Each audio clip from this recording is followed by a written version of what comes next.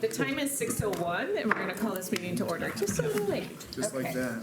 So we're beginning this evening with a proclamation Thank you. for the National Association of Women in Construction. So if you'd maybe join me at the podium. We've got Nicole and Julie here representing NAWIC.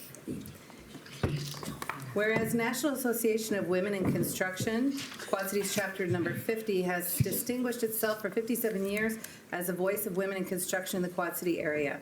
Whereas the work done by NAWIC Quad Cities Chapter number 50 has benefited Moline, Illinois through community development and educational programs.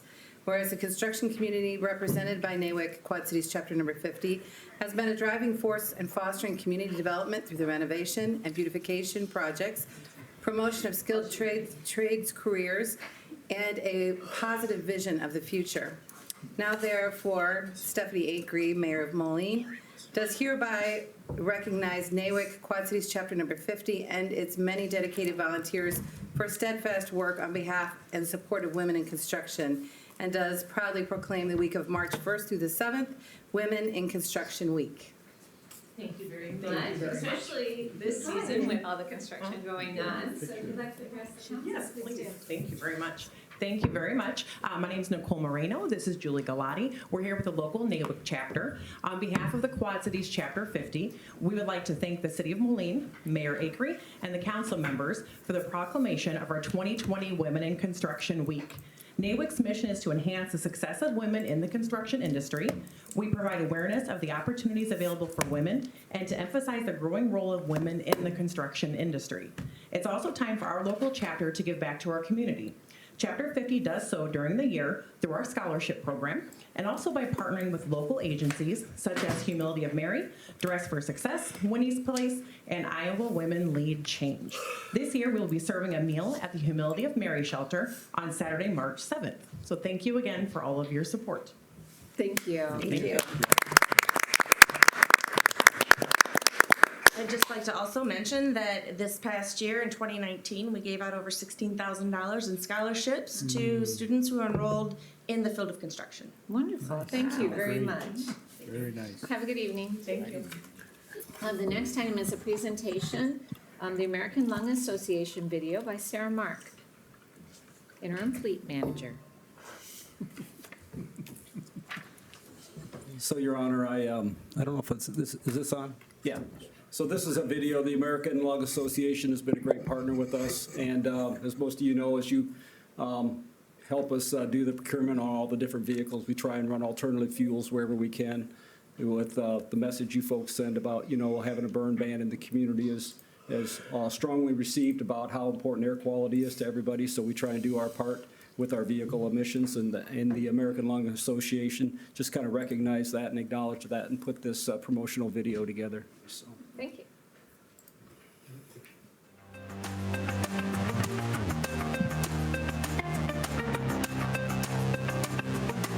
So the City of Moline started using B20 back in 2005.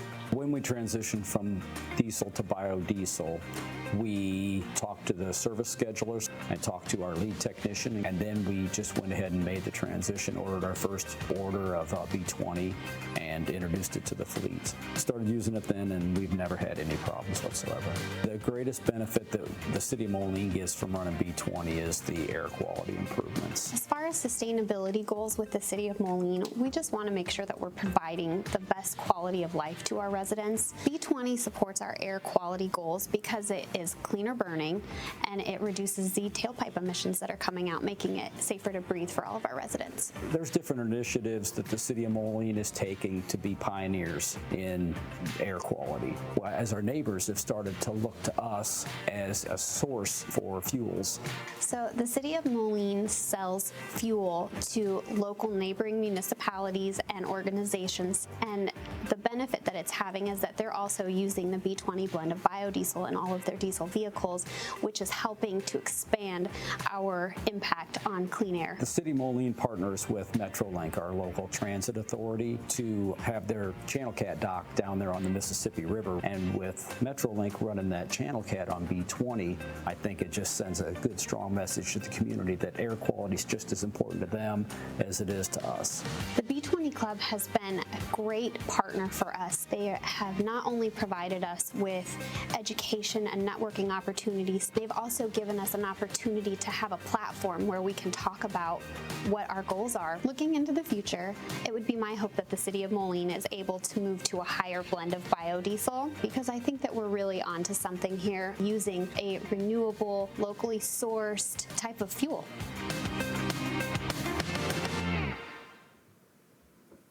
And that was all. Can you tell us a little bit, though, because I was interested in the B20, is it more expensive than straight diesel? And It's do we get actually- any subsidies? We used to get subsidies back when there was the Green Fleets program through the state. Unfortunately, that is no longer available, but it's been less expensive than traditional fossil fuel diesel Oh, okay, for the last great. couple of years. So, yeah, I was going to say the first, I think, and Alderman Waldron can jump in and tell me, I think the first 2 years we started using it, we got 84% of the incremental cost rebated back to us. And then just the way the supply and demand has been, it was cheaper after that, and we never applied for it, I don't think. And then eventually, like Sarah said, that program went away, but we don't need it. The fuel is actually cheaper. And one of the things I would say is that under Sarah's watchful guidance this year, we've used it year-round. We used to cut off in November, and she and I kind of talked through it and kind of decided some of the needs and some of the use we were doing this year, and we've run it year-round and have had no trouble. You know, it has a reputation sometimes of having some flow improvement issues, you know, and that in the winter, and we've never experienced it, so we decided to go ahead and use it year-round, which is great for our local economy because it's so tied to agriculture. Thank you. Could you set up a link on our website so that, like, I don't know if we have like a section that would make sense for environmentally friendly? I'm not sure if there's anything things. that's specifically tied to sustainability, but we do have a page on the Fleet site that shows some of the different awards or recognitions that we've gotten. So yes, we can absolutely do that. Thank you.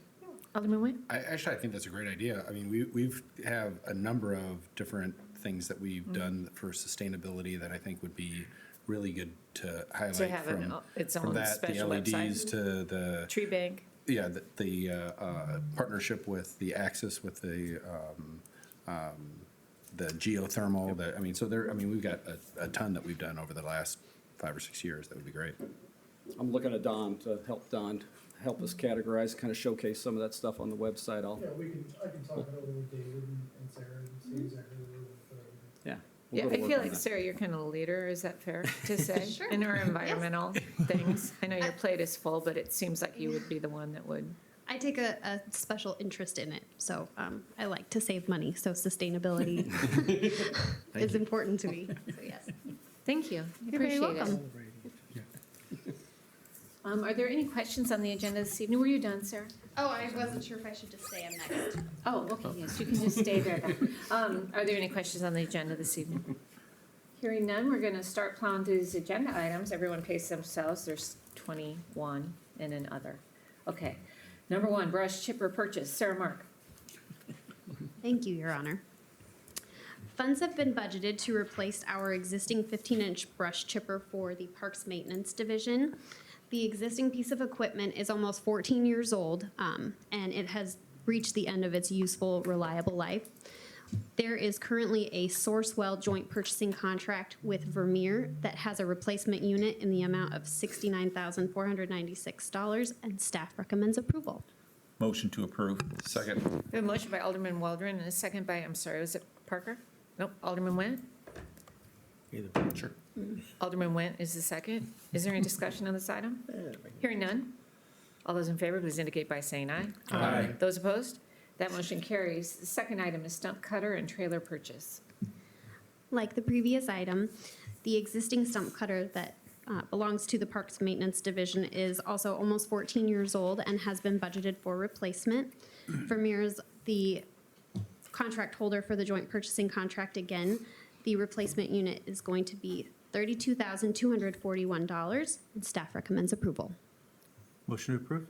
Second. We have a motion by Alderman Parker, a second by Alderman Waldron. Is there any discussion on this item? Alderman Parker. So when we were looking at taking out the trees down at John Deere Commons. They were trying to use our stump cutter, I think, and it wasn't sufficient. Is this a bigger, heavier duty, or is it just replacing exactly what we have? No, it's going to be a larger unit, so it's going to have almost double the horsepower, which should reduce the labor time that it's taking currently for the trees that we've been cutting down and the stumps we've been cutting. So it should actually move a lot faster. Thank you. Alderman Witt. For things like this, do we have any partnership or coordination with our neighbors for work like this? I mean, I would assume some of our neighbors don't have a fleet to have things like this good that we could partner with, or? I know that in years past, there has been,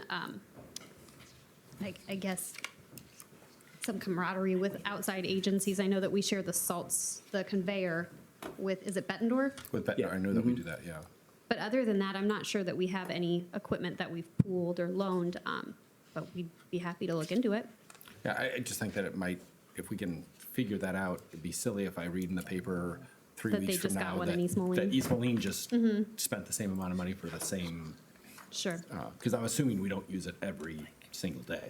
The stump cutter will probably be used a lot more frequently now, especially with all of the ash trees. The ash Yeah. trees. But that, on a But normal. yes, under normal circumstances, I know that it is used pretty frequently, but I don't know if that's a daily piece of equipment. Are there any other comments? All those in favor, please indicate by saying aye. Aye. Those opposed? That motion carries. Number 3, compact track loader purchase.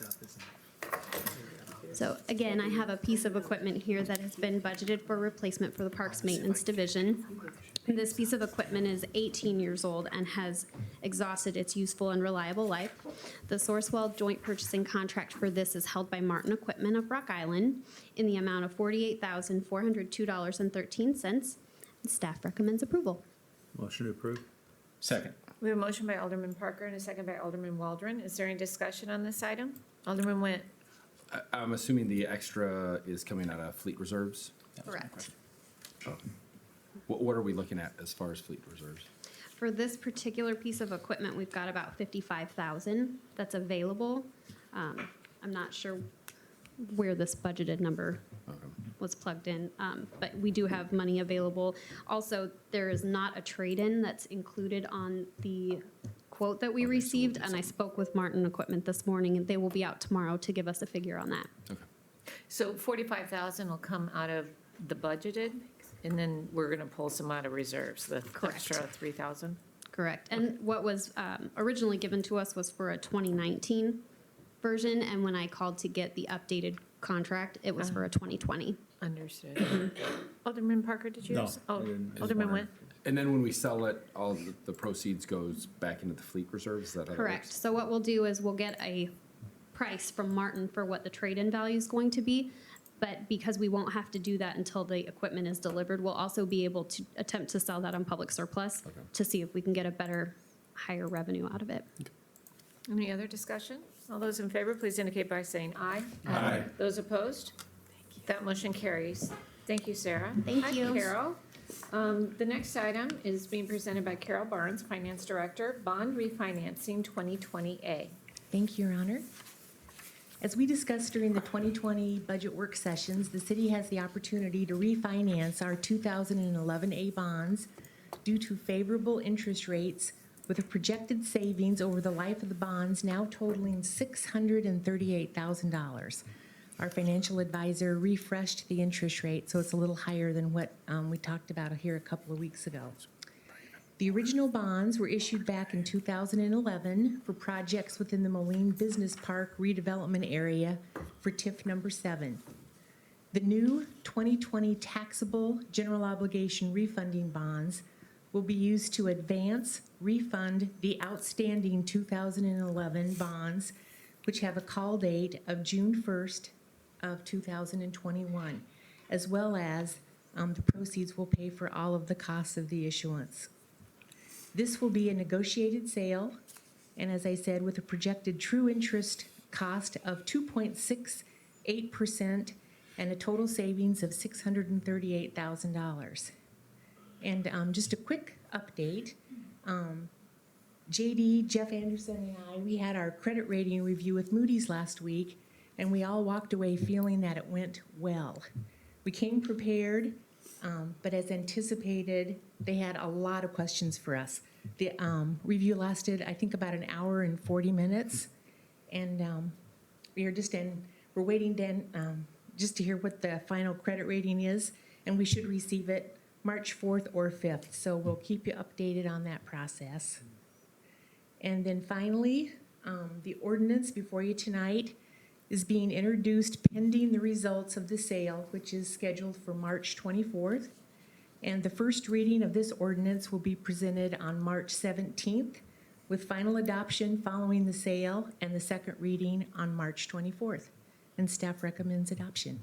Motion to approve. Second. We have a motion by Alderman Parker, a second by Alderman Went. Is there any discussion on this item?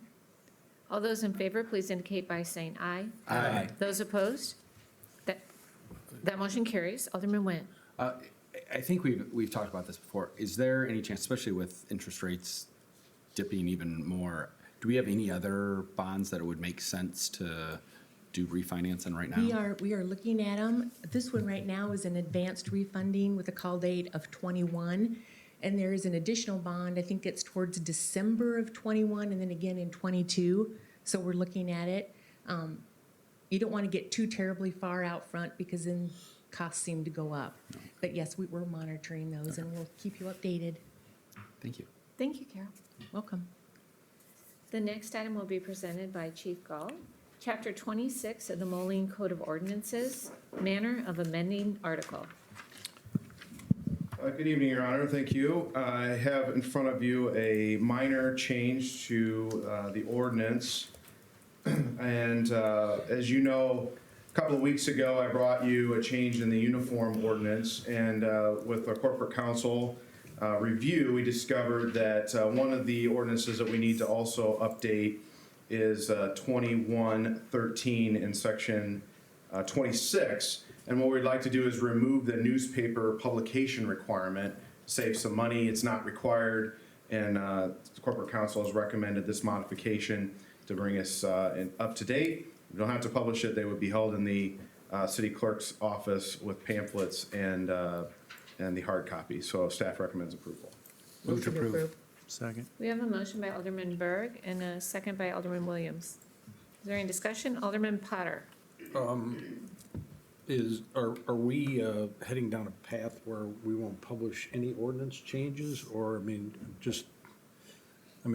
there's a movement, to eliminate the publishing of a lot of information from municipalities and papers because of their more expensive and, but I think it serves a purpose for alerting the public when there's changes, and I'm a little hesitant to head down this path. I don't know that that's necessarily the intent to hide that from the public, but try to find a more modern version of distribution.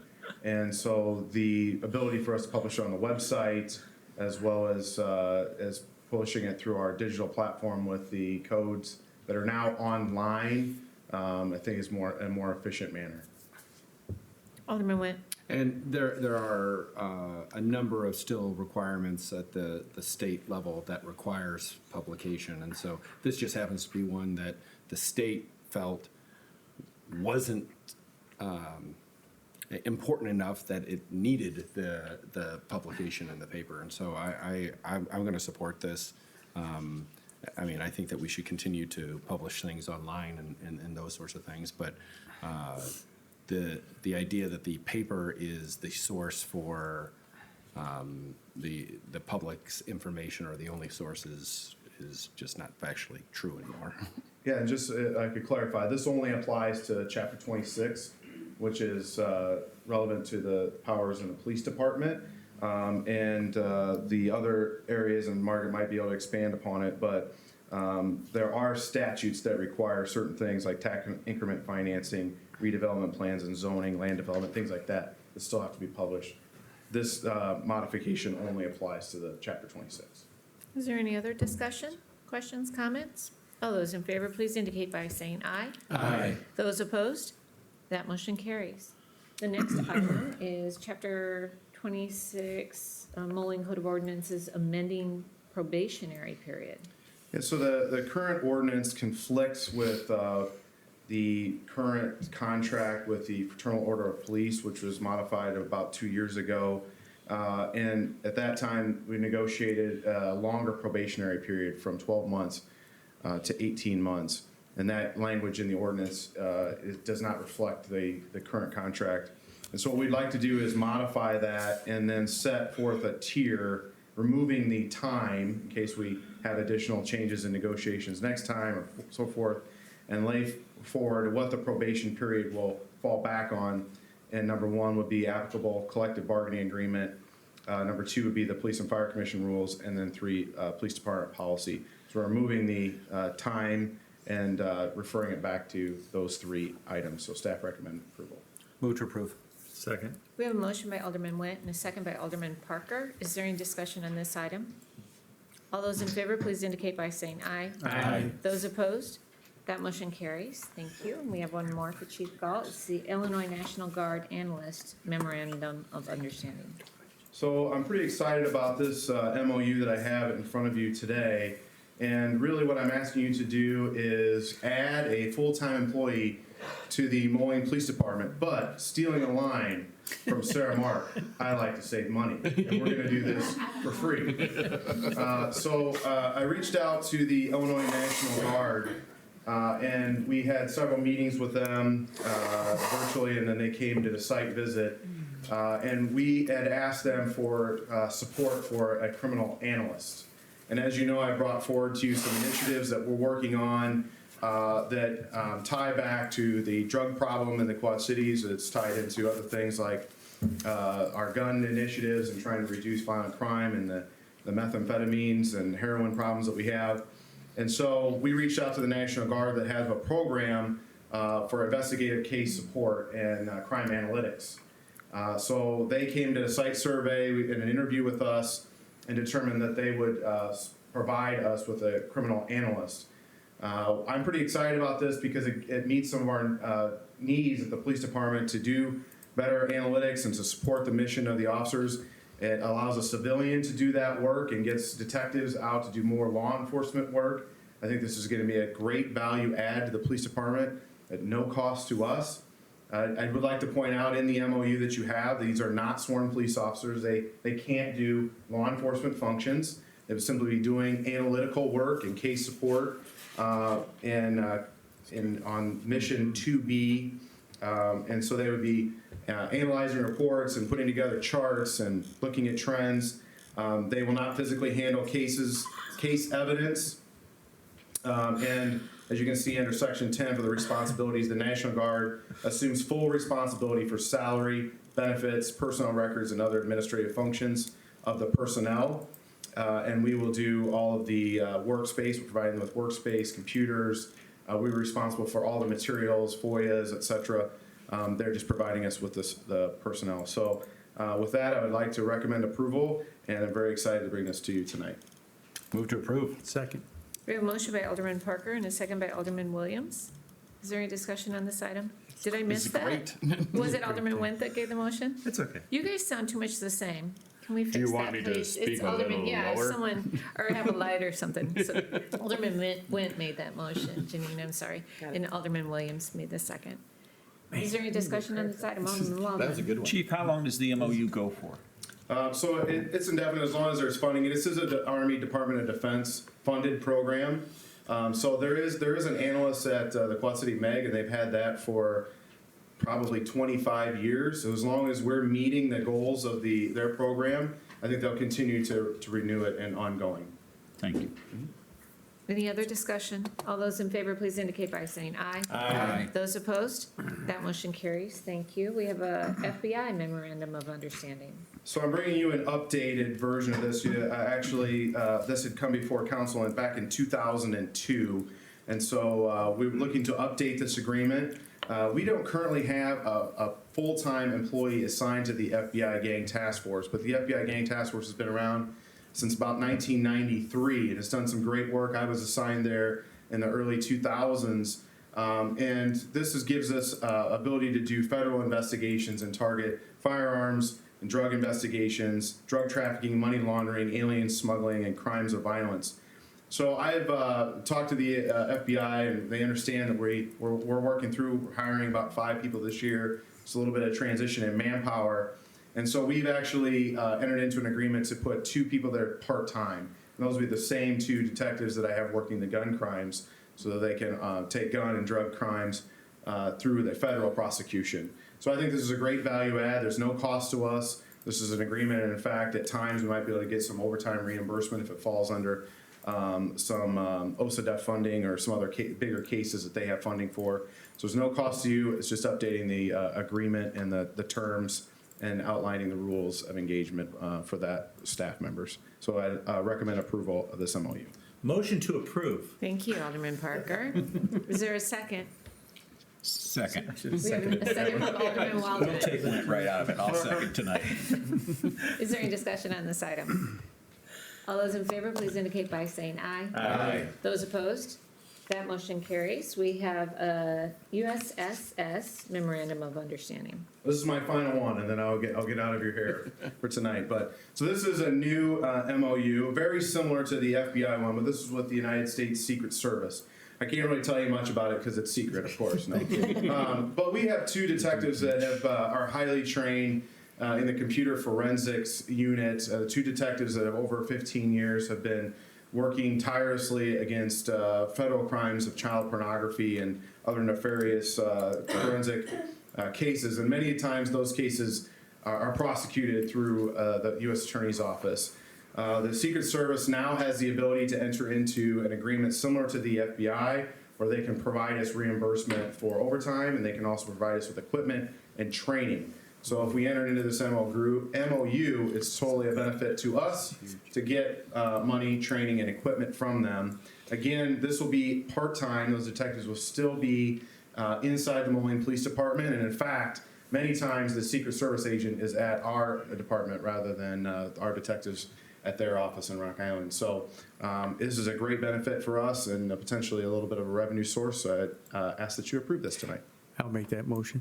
Second. Thank you. Alderman William has a motion, and Alderman Went has the second. Is there any discussion on this item? Alderman Went. I just want to say thanks for doing the legwork and putting all of these together. I think we really appreciate how this is going to affect our police department and the safety of our residents. So thank you. Thank you. Any other discussion? All those in favor, please indicate by saying aye. Aye. Those opposed?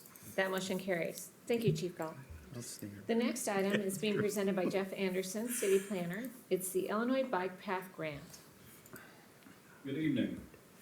I was before you earlier in the month with this item and the item before. I think at that time we talked about possibly just taking the resolution straight to council agenda, but there were a couple questions on item number 10 and a slight modification in item number 11. So just wanted to share that with you and make sure we're ready to move on. If so, item 10 and item 11 would appear on your March 10th agenda for approval prior to submitting the 2 respective grants. Item number 10, Illinois Bike Path Grant, is still at the same dollar amount. Engineering has completed a line-by-line cost estimate. Previously, I shared a number of $436,000 with you. The revised number is $436,900 and I believe $30. So just within a couple $100 of their initial estimate. The bike alignment and other kind of facts of the matter are still pretty much the same. So with that, I would ask for your authorization or approval to move forward with the grant application. I would add that this resolution authorizing staff, the mayor and city clerk to move the application forward is a little different than some of our grant applications. There's a secondary resolution, kind of a form that DNR provides in which we certify, which we usually do in our own resolution, but they have their own form that we can carry the cost of the grant through the 24-month period that they require the project to be constructed within until we receive reimbursement at the 50% of eligible cost level, up to $200,000. Move to approve. Second. We have a motion by Alderman Wendt, a second by Alderman Potter. Is there any discussion on this item? Alderman Parker. So there's no free money out there. I see that we have to put in $236,000 into this. Are we having to construct this to a greater extent where if we were just to do it on our own, it would cost us less than $236,000? It would cost a little less, and we are obliged to build it to what's referred to as the AASHTO standard, an engineering standard for paths of these types. There's both horizontal dimensions and vertical dimension of the materials involved. Dollar-wise, if we were to go out and construct this, and I think I may have provided this in a memo earlier in the month, but without any of the grading work or utility relocation work, just for a concrete path, essentially at the same spec to a sidewalk spec, that would be $275,000. If we throw in the grading and utility relocation at that same spec for sidewalk spec, that would bring it up to about $386,000. If we do it to the AASHTO standard required by the grant, which, speaking with the engineering team, they identify as preferable for longevity and just overall, I guess, maintainability of the path, that would be the $436,000 figure. Thank you. Any other discussion? All those in favor, please indicate by saying aye. Aye. Those opposed? That motion carries. Alderman Witt? I assume with this, we're exploring all the opportunities with the adjacent property for the development that's happening there and the subdivision and those sorts of things. Yes, we are, as well as the challenge from the mayor to make sure we maximize that opportunity for the length of the path.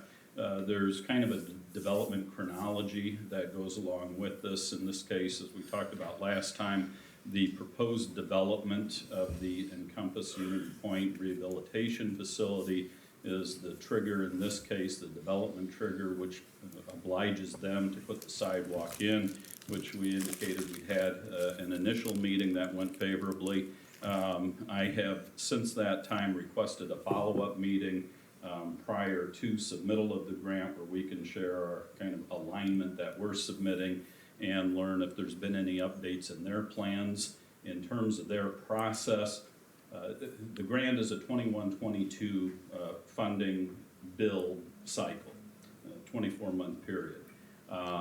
Encompass and Unity Point have indicated that they are going through their own process in terms of state certification, design, and then build. I can't tell you exactly how those will align, but we will do our best to make sure that their obligation to install sidewalk is beneficial to this project. So at the point, I don't think it was Unity Point, Trinity, when it was built, they did not request nor did they receive a variance waiving their responsibility for a sidewalk along that road, did they? I do not know the definitive answer to that. It's looked at some on-the-site situation since you sent your email, and there is a sidewalk on the south side along 52nd Avenue, which seems to be a fairly typical terrain.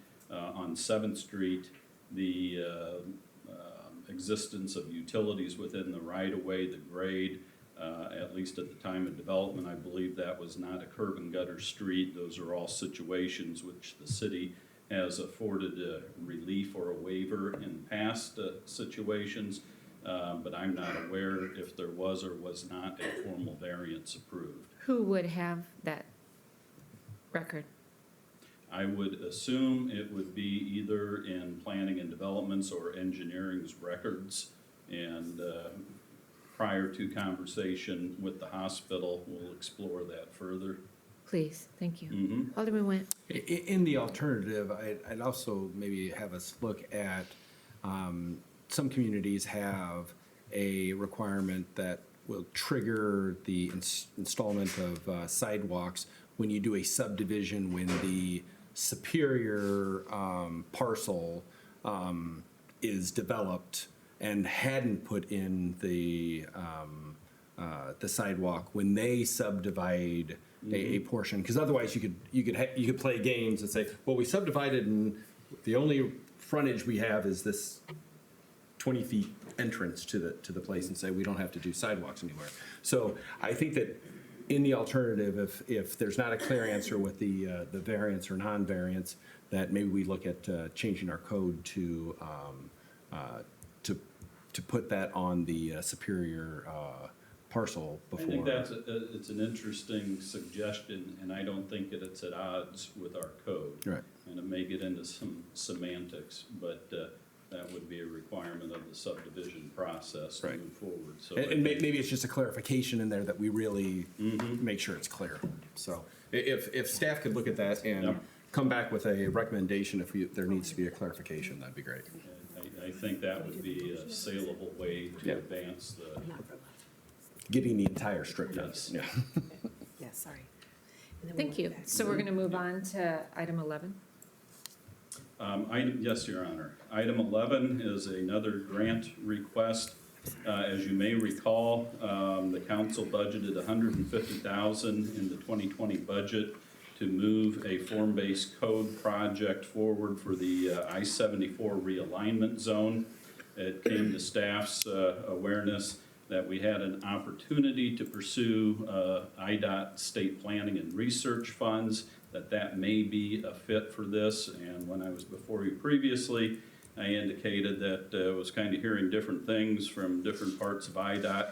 Had a conversation with the Plan Commission, followed up the conversation with MetroLink, and a webinar with IDOT on this grant program. They indicated they did not want to receive applications from singular municipalities. They would not be reviewed favorably, but they would review favorably a regional multi-jurisdictional application, and it just so happens that multi-jurisdictional includes a municipality and a transit agency working together. MetroLink has agreed to allow us to put them forth as a partner, which would move us, I guess, back into the favorable rating. And because, in my opinion, of the regional assets involved in terms of the multimodal station, the I-74 bridge, and other development, that this is a project of regional impact. In order to get to that point, we expand the form-based code with 2 subzones, which had been talked about at the I-74 realignment committee initially. So what we're proposing is a form-based code project for the downtown, or essentially the entire downtown, with 2 subzones: the TOD, transit-oriented development multimodal station zone, and the I-74 zone, which would meet in about the middle of the downtown. It's my estimate that we could do that work for $200,000. If it comes out less than that, we don't need to spend all the money involved. At $200,000, that would be a $40,000 local match, and staff is suggesting that we use the already budgeted funds. So rather than $150,000, we would be spending $40,000 if awarded the $200,000. As I mentioned, MetroLink has agreed to allow us to put them forth as a partner. Renew Moline has also acknowledged their interest in participation to benefit the downtown, and be considered a partner as well. So with all that said, would request council's direction, approval to submit this grant. Move to approve. Second. We have a motion by Alderman Wendt, a second by Alderman Berg. Alderman Wendt. Do you know what the cap amount is for this grant? There is no cap. So There's a limitation in the total dollars available, but no cap on any one application. Okay. I know from talking with Alex at Renew, there is some additional interest, and it seems to be collaborative with this idea of identifying and inventorying where the sidewalks are going in with the I-74, and what pieces of land is going to be available, and those sorts of things. Is that something maybe we should add into this and ask for a little bit more money? Because and maybe Alex can speak to this a little bit, that if there's the ability for more and it's just a match and we spend whatever we get, we don't have to spend it all, maybe we should include that in there as well. I think it's a good question. That will be done as part of the process. Initial inventory and assessment includes a inventory and analysis of right-of-way and roadway sidewalks within that right-of-way, as well as all building structures, lots and blocks, and that's kind of the building basis from which the form-based code rises. And then identifying the inventory of lots and blocks and roadway, you then begin to build up as to what the development potential is, what you want it to look like, and how the right-of-way interfaces with the built environment in terms of that public realm dimension. So that work will be done to that extent as part of this. That then is folded into what's called a regulating plan, which is essentially a graphic along with a text description of what you want the development to look like in terms of right-of-way, roadway, sidewalks, parks, plazas, buildings, and other elements within that. I don't know if that goes quite as far as getting out and, identifying every 4-foot square of sidewalk that exists or doesn't exist, but there will be that inventory as part of the process. I can work with Alex to try and spec that out in more detail. I don't know that we need to ask for more money, but if it makes the council more comfortable, I can throw another, I don't know, 10, 20,000 into that. Alderman Nguyen. I guess I'm in support of what we got right now. I know that it has to come back and we'll do it at the council meeting, but in between, if you guys could work together and come back if we need a little bit extra I'd be interested to hear Alex's thoughts on that and kind of maybe how detailed that might be versus what the code alone approach is. Yeah, because I mean, if it's 80-20 money, it's a lot better than 100% our money. So. Any other comments? All those in favor, please indicate by saying aye. Aye. Those opposed? That motion carries. Thank you. Jeff. We are at the halfway point of our agenda. Margaret, you're up. Yes. Margaret will be presenting Chapter 2 of the Moline Code of Ordinances, Assistant City Administrator. Yeah. So I'll stand right here. Thank you. All right, so this is an ordinance. It's a new section which amends your Chapter 2. It creates the position of Assistant City Administrator. I believe that you spoke about this at your last meeting. It creates this position with the salary to be determined. The position will be appointed by the mayor and the city council with the advice of the city administrator. The position reports to the city administrator with duties to be determined. Questions? Move to approve. Second. We have a motion by Alderman Nguyen. We have a second by Alderman Parker. Is there any discussion on this item? Alderman Potter. Yes, the earlier sections in the administration with reference to the city administrator says the city administrator shall be appointed by the council. There's no mention of the mayor, and I think that was intentional when the form of government was changed to a strong council form of government, and I'm concerned that this creates a sort of a conflict within within the ordinance itself. And so for there, I would prefer to see the mentions. I think it should remain the purview of the council to appoint the assistant city administrator along with the administrator. Would you like to And I'm offer an gonna- amendment? What's that? Would you like to offer an I'm gonna offer an amendment? amendment under item under B to strike by the mayor and under D, mayor and. Second. We have a motion for amendment by Alderman Potter and a second by Alderman Waldron. Is there any discussion on that amendment? Alderman Nguyen. Help me understand functionally how this differentiates with how we have worked with the appointment of city administrators before. How does this change functionally how we've been working?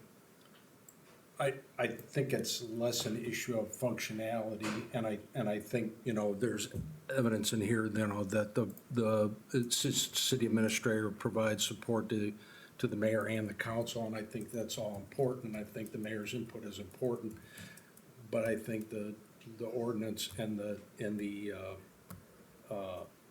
structure is basically set up so that the administrator and the hiring and the firing of those parts report directly to the council.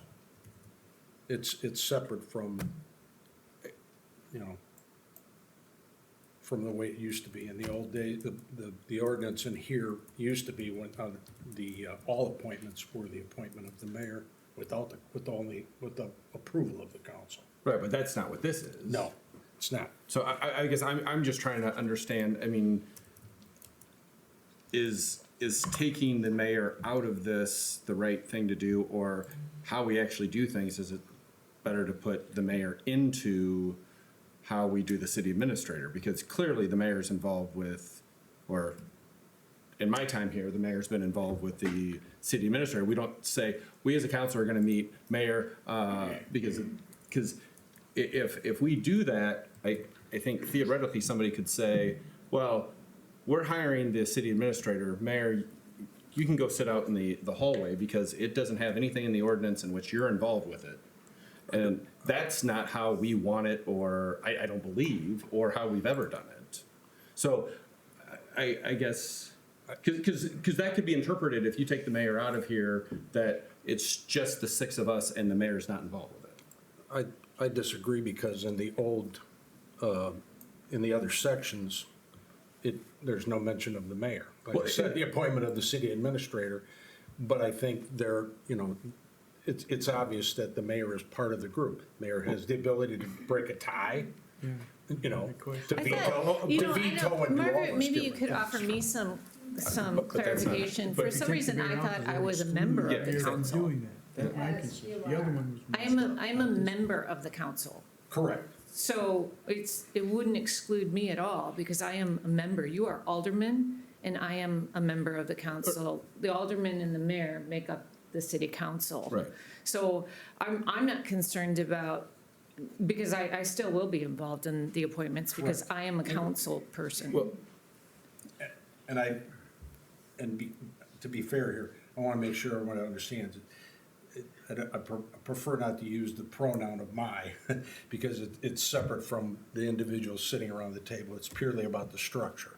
That's my issue, is that it mirror what's in 203202. But I'm not maybe it's a matter of semantics, and it really isn't. Alderman Waldron? And the reason I seconded the motion is I'm looking for consistency. yeah. They should both read the same, one way or the other. That's all I'm concerned about. Alderman Nguyen. My concern is, and I think we all want the same thing. Right. My concern is, if we vote on this, and someone, for whatever reason, 8 years from now, none of us are on the council any longer, they go back and they read this and say, no, this council specifically took the mayor out. The mayor, it's in some communities, you wind up with the mayor and the council not agreeing on things or whatever, and then they go back and they read this and say, we've taken the mayor out of it. They could use that as a weapon to exclude the mayor. Can I offer clarification, though? Is in the ordinance, does it define who makes up the council? Do you know if that's clear in our ordinance? It is not in this section, Okay. but in the general. All right, ordinance. so I think we can address your concern by just clarifying that, because that certainly is the intent of the city government, is Right. that I'm a member of the council, or this position is a member Right. of the council. And so we'll look for that clarification, but I agree with Alderman Waldron that it makes sense to be consistent so that people don't say, oh, but for the administrator, the You're mayor not shouldn't the be involved. So, And that's why I think it may be Could putting. amend that The mayor in, yeah. the city council. Yeah, so what I think we're striving for, so we have Alderman Potter's amendment on the floor for consideration. Do we strike the mayor? Another amendment would be to perhaps send back staff to make a clarification so it's consistent throughout. Alderman Williams, did you have something? No, okay, Alderman Nguyen. I'd like to amend the amendment by, well, actually, I'll wait. We'll do it as a different amendment after we make this vote. Okay, Alderman Potter, did you have something else you wanted to add? I remember that when I was here when we changed the form of government and we went to the city administrator form of government, and the intent of the council at the time was to write the ordinance in that fashion. Alderman Parker. In our ordinances, section 2, 2100, the composition of the city council should consist of the mayor and the alderman. Done. There you go. Thank you, and thank you, Don, for having computers that we can use. I'd be taking With pictures keyboards. of you guys over there. Getting, All right, so we have an amendment on the floor for consideration. Is there any further discussion on this amendment? Alderman Nguyen. I guess I will make an amendment to the amendment. I actually make the amendment that we add the mayor into the city administrator section to be consistent with this. Second. We have a motion to amend the amendment by Alderman Nguyen and a second by Alderman Berg. My concern of that is that then if you're in different areas and you've delineated in one section between the mayor and the council, that, why?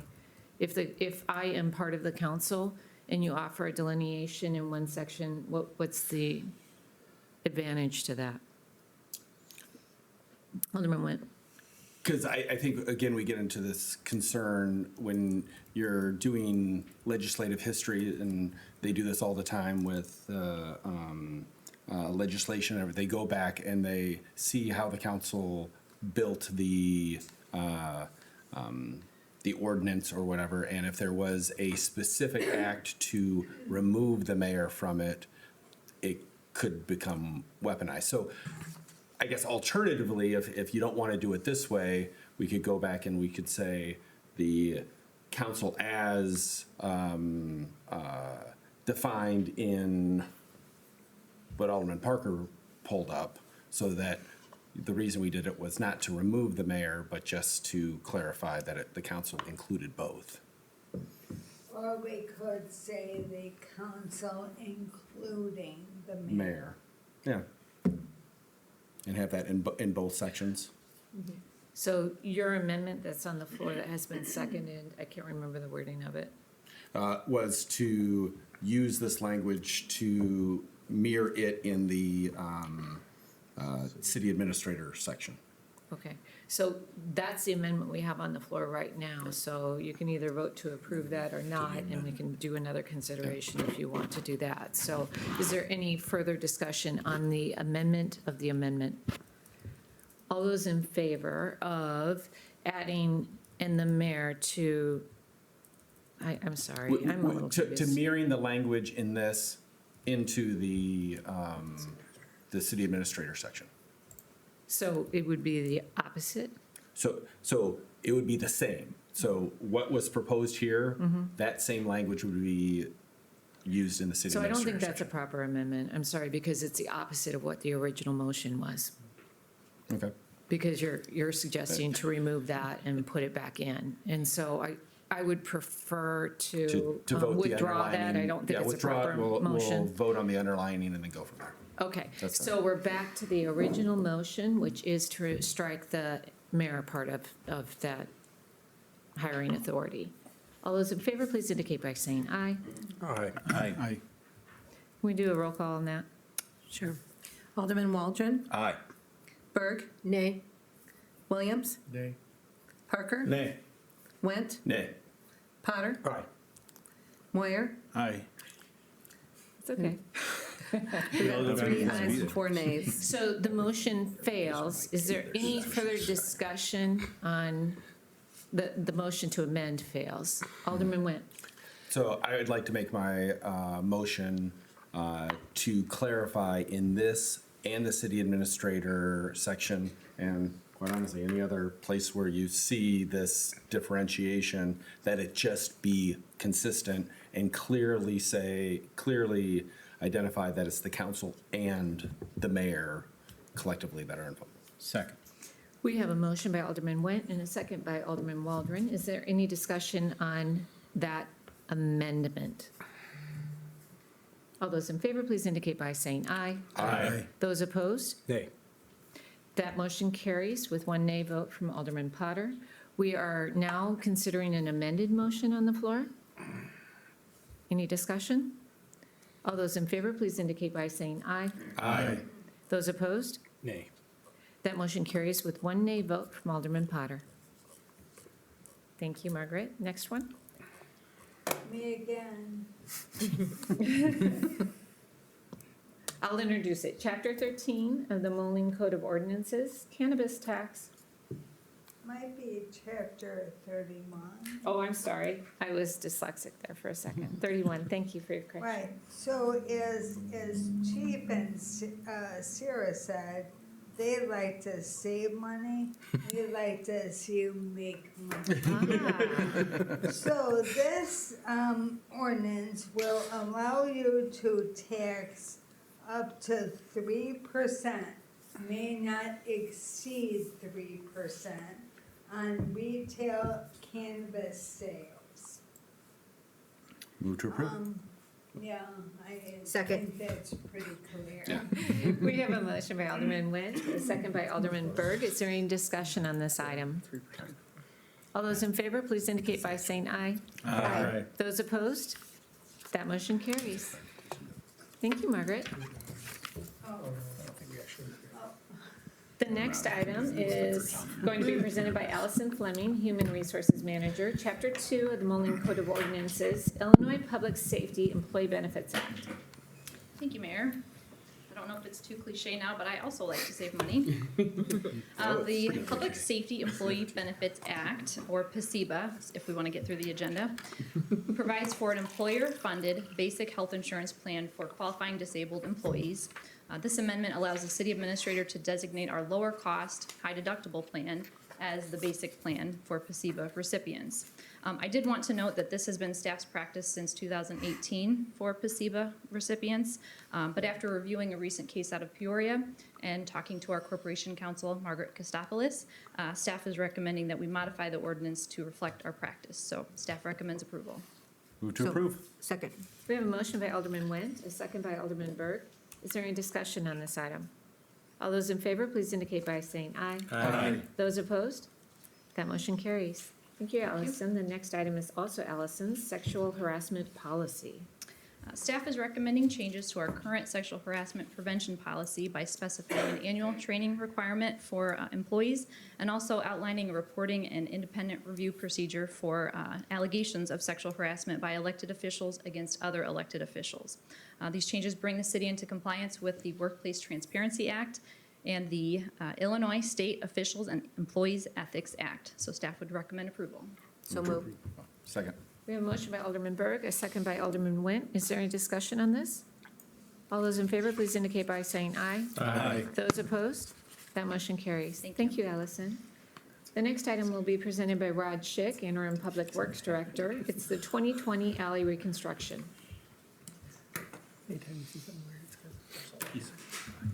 Thank you, Mayor. Good evening, council.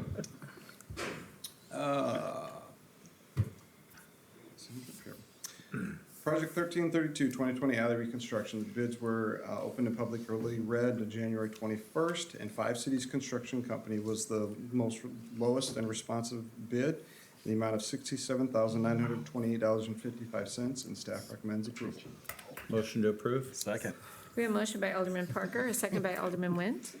Is there any discussion on this item? Alderman Waldron. Rod, what does staff propose to do with the difference between budgeted and the cost of the project? We will evaluate how the construction season moves forward and have some additional projects in the queue, and if we're able to get those off the ground, we will do that. And where would those, what projects would those be? I think we'll have to probably take a look at that and evaluate. One of the ones we looked at was like the 19th Street sidewalk and some other things like that. Thank you. Alderman Parker. Do we know why Five Cities was so much lower than everyone else?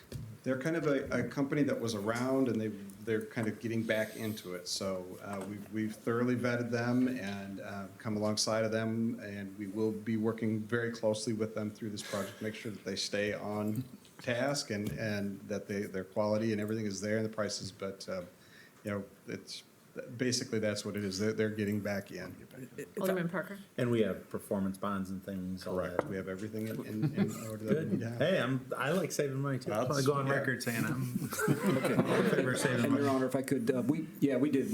We spent some time with these folks and visited with them. I think they're going to self-perform some of this as they try and get back in. They had a business established about 19 years ago, and I think that the next generation's trying to get started. Cool, great. Any further discussion? All those in favor, please indicate by saying aye. Aye. Those opposed? That motion carries. Thank you. The next one is Rod Chicks as well. It is the 2020 patching program. So again, bids were solicited for this, and they were open and publicly read on January 21st. And Centennial Contractors in Quad Cities submitted the lowest responsive and responsible bid in the amount of $1,476,700, and staff would recommend approval. Motion to approve? Second. We have a motion by Alderman Parker, a second by Alderman Byrd. Is there any discussion? Alderman Waldron. Rod, typically in years past, we would spend what the budgeted amount was and stop at that point. I see you're going to go for the full throttle there on utility tax. How do you intend to make up the difference? The difference, The bid is 1.4. We have budgeted amount in utility tax 900,000. yeah, I actually believe that we will move up to the top of our budget. We won't exceed that. Correct. I think we worded that wrong.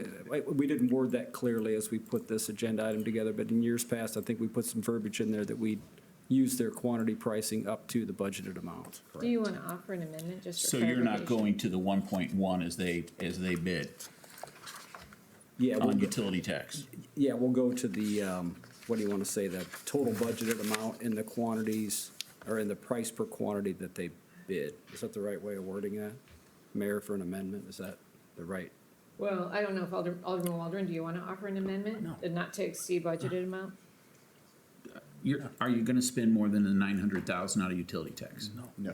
As long as they're gonna stick to that budget, I'm fine. Well, do you But want it to offer? says an- as bid. Yeah, yeah, Alderman Went. But didn't you say that, but that wasn't for WPC, right?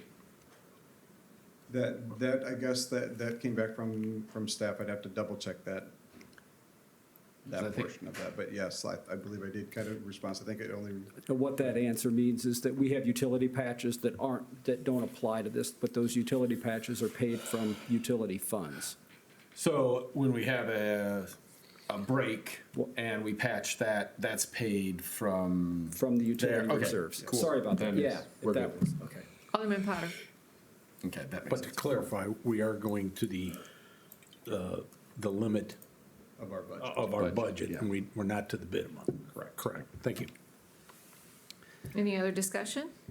All those in favor, please indicate by saying aye. Aye. Those opposed? That motion carries. And Alderman Byrd was not present for that. Thank Oh, you. Real quick, Next, what? Five Cities withdrew from this. Did they submit a bid or they withdrew before they submitted? They submitted a bid and. Because it's zeroed out, but. Yeah, and as we talked through it, I don't think they were ready to, I don't think they fully understood the completeness of the. You open up and you're like, wow, all right. Well, I don't think they understood the magnitude of this program. Okay, all right. They're just getting started. The next item is item 19, 2020 pavement marking program. That was actually. Yeah, number 18. Oh, forgive me. Thank you.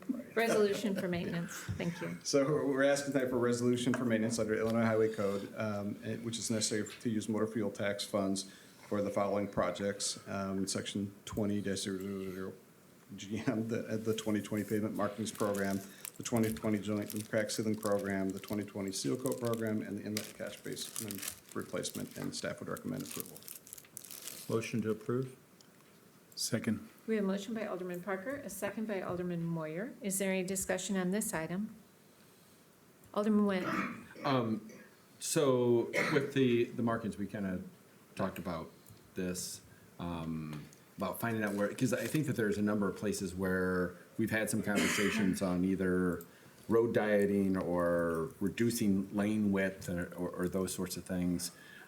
How in this process can we give input to do those? I just don't want us to spend a bunch of money this year and then say, well, now we gotta grind it up, or we gotta wait another 3 years before we. Sure, and staff would look to prioritize those and make sure that if there's any of those projects that are potential in an area, that we would evaluate those and move to a different area and potentially leave those. But until I don't think we really know exactly where all of those projects are gonna go, so this is.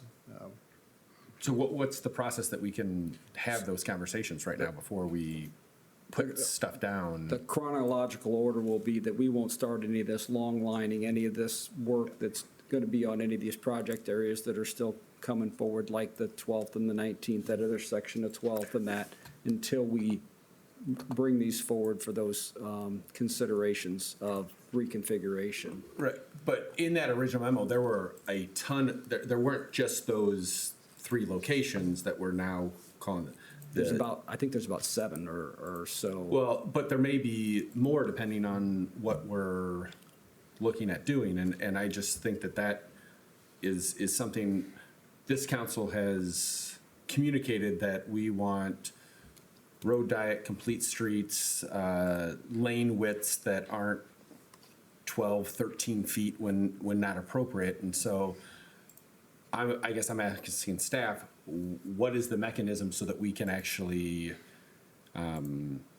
effectuate that in these line paintings? Because I just don't want situations like what's happened before, where they go out and then they paint and it's like, well, they're there, so we need to wait a few years before, or we get blowback from the community that says, you spent all this money painting it, and now you're pulling it up and you're repainting differently. And So I was thinking, and my recollection isn't perfect on this, but I was thinking when we made the resolution to compel staff to come back with a complete streets road diet policy, I thought that embedded in that resolution was the resolution that they would take road diet policy into Everywhere. consideration for all of the construction projects, is my recollection. I don't think it was specific to full road reconstruction. I'm assuming that it was meant for painting as well. Do you remember that resolution? I would assume it'd be anything like that, and we wouldn't want to do anything that would preclude that. I mean, but I couldn't tell you the, specific chronological order that those discussions will take place, before they come here, but I know the coordination of the work between Daryl and Laura and Rod and myself will take place on those projects, so we won't get the cart ahead of the horse, like you say, and deploying the pavement marking contractor into an area where we already know that we may be bringing a different configuration strategy for your consideration, especially yet this year, because it's all of us trying to fill some voids with it without our city engineer on staff. But I think just in that comment, the premise that you're starting with is that there is a finite number of 7 or 8 little places that this is pertaining to. And I think our intent was this entire city, all the projects you're working on, that a complete street and all these things should be taken to effect on every single project, including painting, including reconstruction, including overlays. And so that's my concern is your premise is based on a finite number of places, but our motion and what we voted on was for everything that is being done in the city. Okay. And so that's my concern is if we're not at the same place and what we communicated isn't the same, what's gonna wind up happening is some things are gonna get painted in places where we're like, well, why didn't you apply it there? And you're like, well, that's not part of the 6 or 7 places we thought you wanted. And we're hoping to bring a complete streets road diet policy back to you in March. So hopefully we can, I know maybe this is a cart ahead of the horse, but this is when the project was, obviously these have been let out.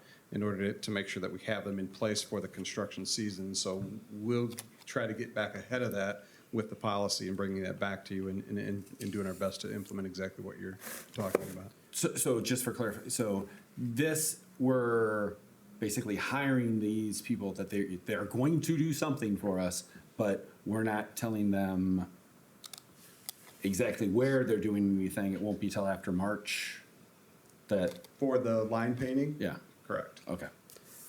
But I do want to clarify, if I could say, but I do want to clarify, when we come back with that, I don't know what our capacity will be to like establish a complete streets push throughout the entire community in one season. That may not be possible. So we may have to freshen up some long lines and some different sharrows and stuff in areas because we just won't be doing design work and adjustments and those kind of things in this construction season. So we'll have to kind of talk about that. So if you see some things, we'll talk about it with you folks in advance as the policymakers, but, some of that stuff may have to be freshened up, just knowing that this may be a multi-year deployment to try and do some of these new strategies beyond that. But we definitely want to make sure that we don't, it would be embarrassing to go out and put fresh paint on to grind it, 3 months later and move it. That would never be our intent. Okay, that's good. Well, and just for clarification, we took all sharrows out of the budget for this year, so there shouldn't be any sharrows that are. I guess that was just, me but, talking about examples. Okay. Okay. We don't need any formal direction from council to integrate the road diet complete street concept for every bit of work that goes forward, right? Everybody understands that. Do you understand That that? consideration, yes. Okay. Alderman Waldron. Rod, my question's a little bit different vein. I see that we're approving $550,000 for the 4 programs. Sneaking a peek down to number 19, I can see that one's 174,522. How are we approving 550 now when the other 3 haven't been bid yet? And then follow up, what is bid? What is our budget amount for these 4 programs? I can see what it was for when I sneak down and look at 19. I can see we budgeted 265 for pavement marking, but what is the budget for the other 3? And is the 550 enough, or is this just, I'm at a loss to understand the 550? As I understand it, we have to ask you for this resolution to use the MFT for the maintenance capacity. So this is like what we'll provide to, I want to say IDOT, but I'm not sure if that's actually the overarching agency with authority to be able to move this towards maintenance. So that's the precursor to this portion. And I understand that. Is the amount for these 4 programs budgeted in the 2020 budget 550?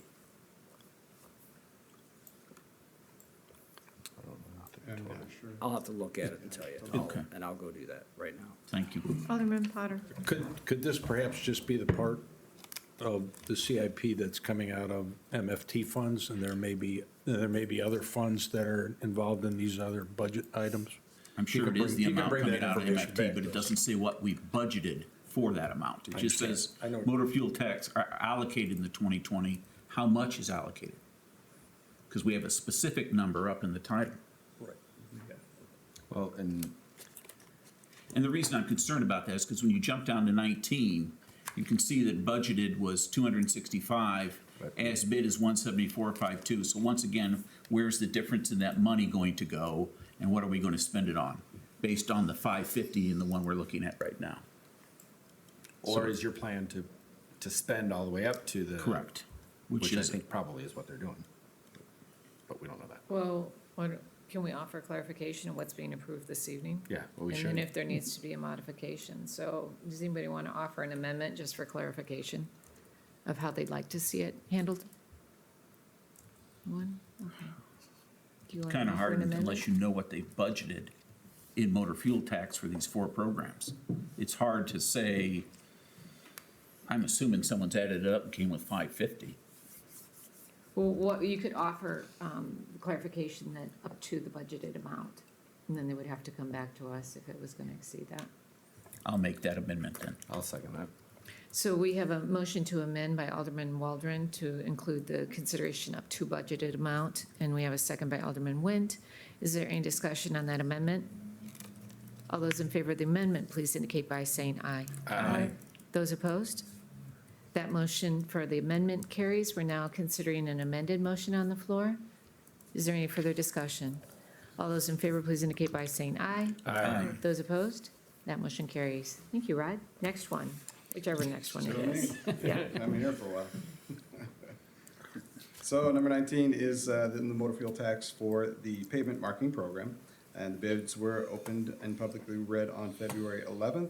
And Precision Pavement Markings submitted the only responsive bid in the amount of $174,522, and staff recommends approval. So moved. Second. We have a motion by Alderman Berg, a second by Alderman Nguyen. Alderman Nguyen? Two things. Just curiosity, the utility tax was, as bid, was $462 over, when clearly the MFT was way below. What was categorized into the utility tax that put it over that wouldn't have been used? MFT non-eligible paint striping, or? I'm not 100% sure. I'd have to. And I apologize, I should have asked Yeah. this before. I just noticed it, so. Yeah, I'm not sure I can get that clarification. Okay. though.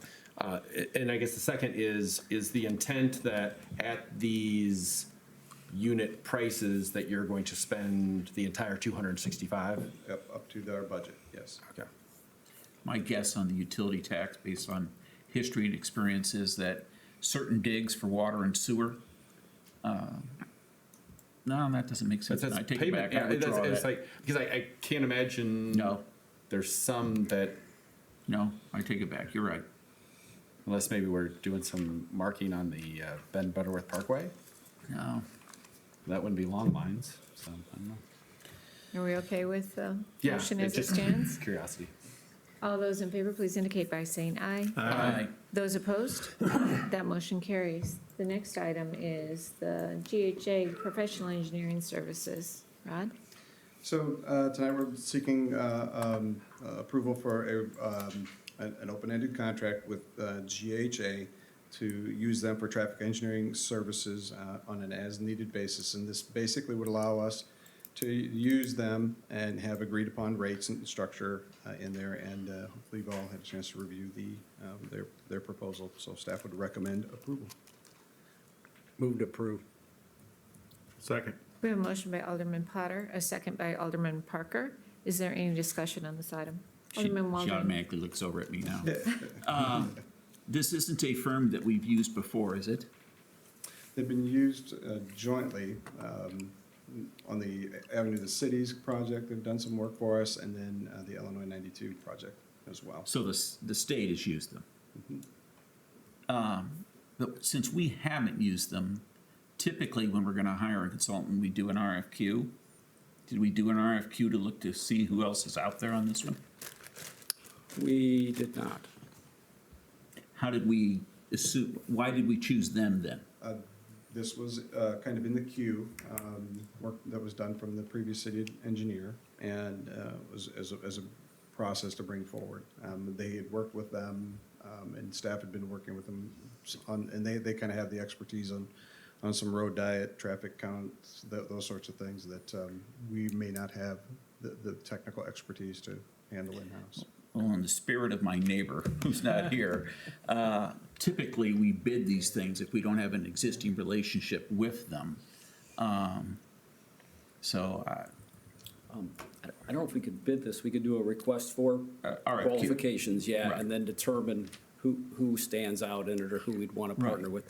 I don't want to be presumptuous about what was done last year. Maybe Jeff can speak to Just this. a clarification that may be of assistance. While the Illinois 92 project is state funded with Bi-State as the lead, the Avenue of the Cities project was state funded, but with the city of Moline doing the combined RFQ, RFP process to select, and GWA working with Ratio Consultants was the preferred team. And that's So you did an RFQ for these guys?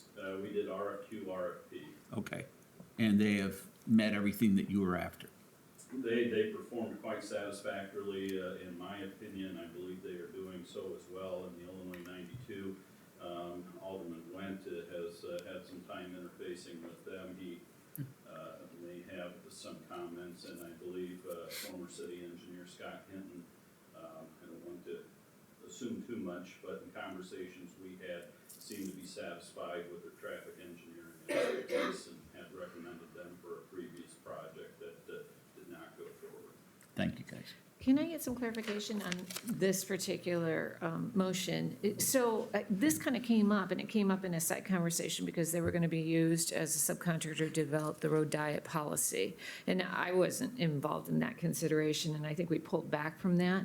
If we make this authorization tonight to have this as an engineering firm in our stable of resources, does that mean that staff will just, with discretion, use them or not use them, kick things out of house instead of in-house? Or how will you, what are we approving this evening? Because I like the road policy, the road diet policy wasn't our intention to hire a contractor to develop that. It was our intention to have staff develop it. What do you? The intention is to have that resource available, so should we need any sort of consulting work, that we could go and get a proposal if necessary. And then obviously depending on what that cost would be, if it needs to be brought back to council for approval, that would be done. If it's, the minor expenses that would be approved by the purchasing policy, then staff would use that route as well.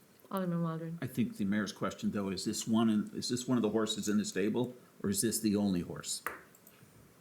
For this particular skill set? Correct.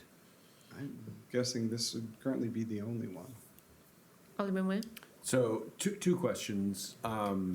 First, what is that threshold for, we talk about, well, we'll do it if it's under this and we'll bring it back if it's over this, but nobody ever says what this is? The purchasing policy, 15,000 and over has to come to council for approval.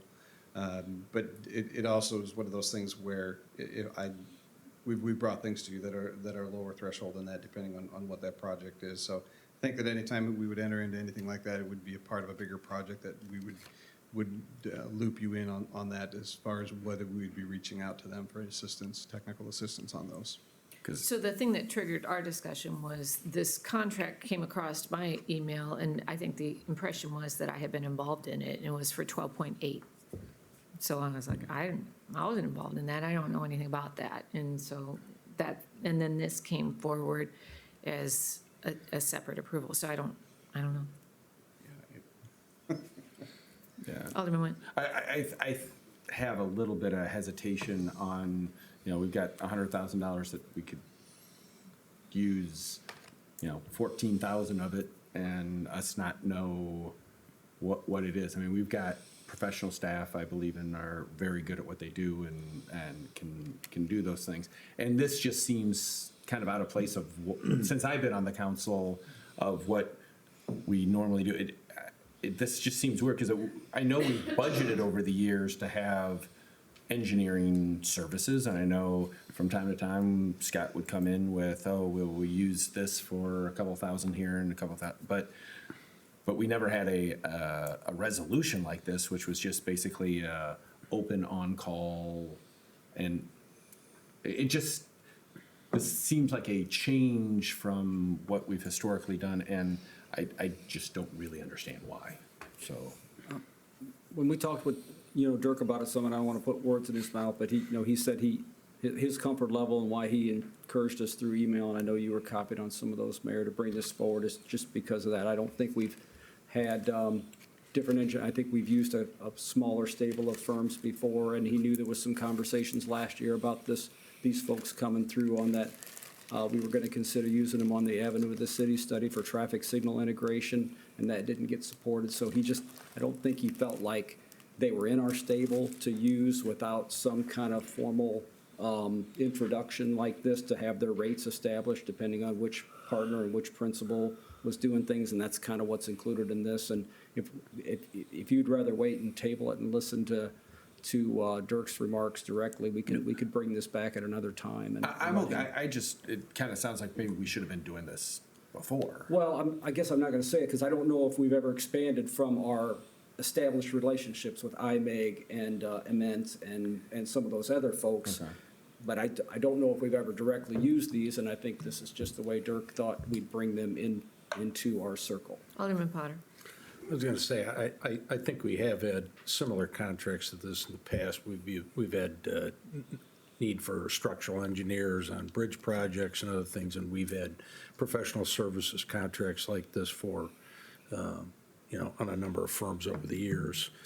This may be a new one for. That's why I asked, Yeah. is this one of the horses in the stable, or is this the only one? And the answer is, this is the only one. But I don't think that it isn't the only one. It hasn't been traditionally. Right, yeah. So are other ones coming, or will this be the only horse in the stable? I don't know if we've got any other folks right now that we're considering doing any partnership work. This was, like I say, Well, what brought about in. IMEG?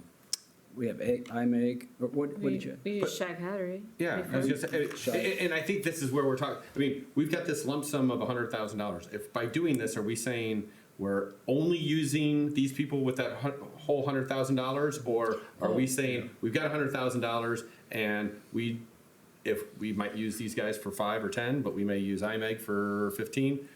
Is Correct, and then okay, then it's sometimes not the only horse in the stable. That's where. Were you asking for a certain specialty, or were you asking just in general? No, the way this reads is we're gonna spend $100,000 Yeah. with these guys. Oh. And I asked Rod if there are other horses in the stable, and he said, no, this was gonna be the only one, when traditionally we've done Shive, IMEG. Yeah, and then just to give some background, I think this just accidentally came up because of our road diet policy. I think this all got triggered because of the plan to execute that road diet policy. So I think, and I don't mean to speak for you, but I think JD was kind of chomping at the bit to get that done because it was supposed to be done in January, and we delayed it to March. Yep, But they haven't. tardy on that. And, well, you're not tardy on it, because we talked about it. We Yeah, talked about it it's to fine, yeah. delay it to March. I don't think we care. But I think it was an accidental situation where it wasn't a proactive, what kind of engineering services are going to need support on this year? It was because of that road diet policy. And there was some misunderstanding about that, like I had been involved in saying, I don't. Well, I don't have any issues Sure. with including them. I just don't want them to be the So why don't we only offer one. an amendment to the motion of, this would be one of the potential engineering services that would be made available to our engineering staff? I'll How's make that sound? motion. Second. So we have a motion to amend by Alderman Berg and a second by Alderman Waldron. Did that wording make sense? That this would be one of the ones, not just the only one they've used $100,000 for. Unclear, thank you. Is there any further discussion on this amendment? All those in favor of the amendment, please indicate by saying aye. Aye. Those opposed? The amendment carries. Is there any further discussion of the amended motion on the floor? All those in favor, please indicate by saying aye. Aye. Those opposed? That motion carries. Next item is 2020 Inlet and Catch Basin Replacement. Rod Chick. So this was also put up for bid, and those bids were received and opened on February 4th. And Walter D. Ludd was the lowest responsive and responsive bidder in the amount of $118,800.30. These bids obviously as it says there, came in over budget, but the work amount will not exceed $100,000, and staff recommends approval. Move to approve. Second. We have a motion by Alderman Potter, a second by Alderman Waldron. Is there any discussion? Alderman Nguyen? So the catch basins, this isn't stormwater, this is paid for by MFT? Has that always been that way? I don't think so. We talked about that earlier today. I think this is using that additional MFT that the state awarded, approximately that $650,000 to go after some of these that we don't have enough money in our stormwater reserves, in our stormwater program to do. And I think this is how we're going to recommend using some of that additional money. That, as I understand it, that's how this got in the queue last year when the CIP was put together. Just moving to the future, if we're changing a practice, I'd appreciate if we were told we're changing, because I just happened to notice it, and hadn't thought about it the first time I read it, but something in this conversation. So changing our policies, I think, is probably something that should be highlighted, that because I'm not sure how I feel about that. Just for clarification, is it reflective of the budget that we approved, or is it moving money from the original budgeted? It looks like it was part of the, this inlet and catch basin replacement that came in through the budget last fall. I don't know how it was articulated, I'll be honest with you, I don't remember how it was articulated, well, when the CIP was talked about and whether it was honed in on or not. But it was part of the, part of that budget, the recommendation on kind of where to earmark some of that additional MFT that came through the state's capital program last year. And I- Alderman Wentz' question jogged my memory too, that we typically do budget in the stormwater utility for catch basin repair. Did we not in the 2020 budget? And we're gonna rely on MFT? Well, that's where this 100,000 is earmarked out of that, and But did we budget any money in the stormwater utility for catch basin replacement? there are, Tony says yes. I have the projects listed, I can go down through them So here. wouldn't we We've got take 100,000 that money Yeah, we got and this 100,000. money and do more work? Yeah, there's 100,000 in the budget for catch basin. Is that what you have, Tony? Correct. And Okay, I did a search for catch and it's the only one that came up. So And there's an additional 275 that's earmarked for all the different projects that have stormwater components applied to them. But there out of used to be stormwater. specifically called out dollars for catch basins. Yeah, and and there's 100,000 in the 20. Well, because we didn't. So if we're gonna take money from MFT, 100,000, wouldn't we be able to use the money that's budgeted in the stormwater utility and do more catch basins? Yeah, and I'm not articulating that well enough, that we're trying to do more catch basins because we don't have as much to go along in stormwater anymore as we continue to do more with less there. So that's why we're using this MFT. I expect that's why this came forward. I don't remember the conversation last fall. So whatever the money is that's budgeted in the stormwater utility for catch basins is gonna go towards street work. Is that what it's not gonna go towards catch basins? It's $275,000 worth of stormwater work that's related to all the different itemized projects in the CIP. And it's, for inlets and stormwater work that's specifically tied to those projects. Second that motion, pardon. The 10th Avenue, 41st, 19th Avenue, 13th to 14th, 38th Street, 10th to 11th. The different asphalt resurfacing jobs that we're doing on 12th and 15th and 3rd. But that money, that money is budgeted under the street projects themselves, correct? It's coming out of stormwater. Right, It's- But it's underneath those individual projects. Is there a line in the stormwater utility just for catch basins and inlets? No. Okay, that's what I was asking.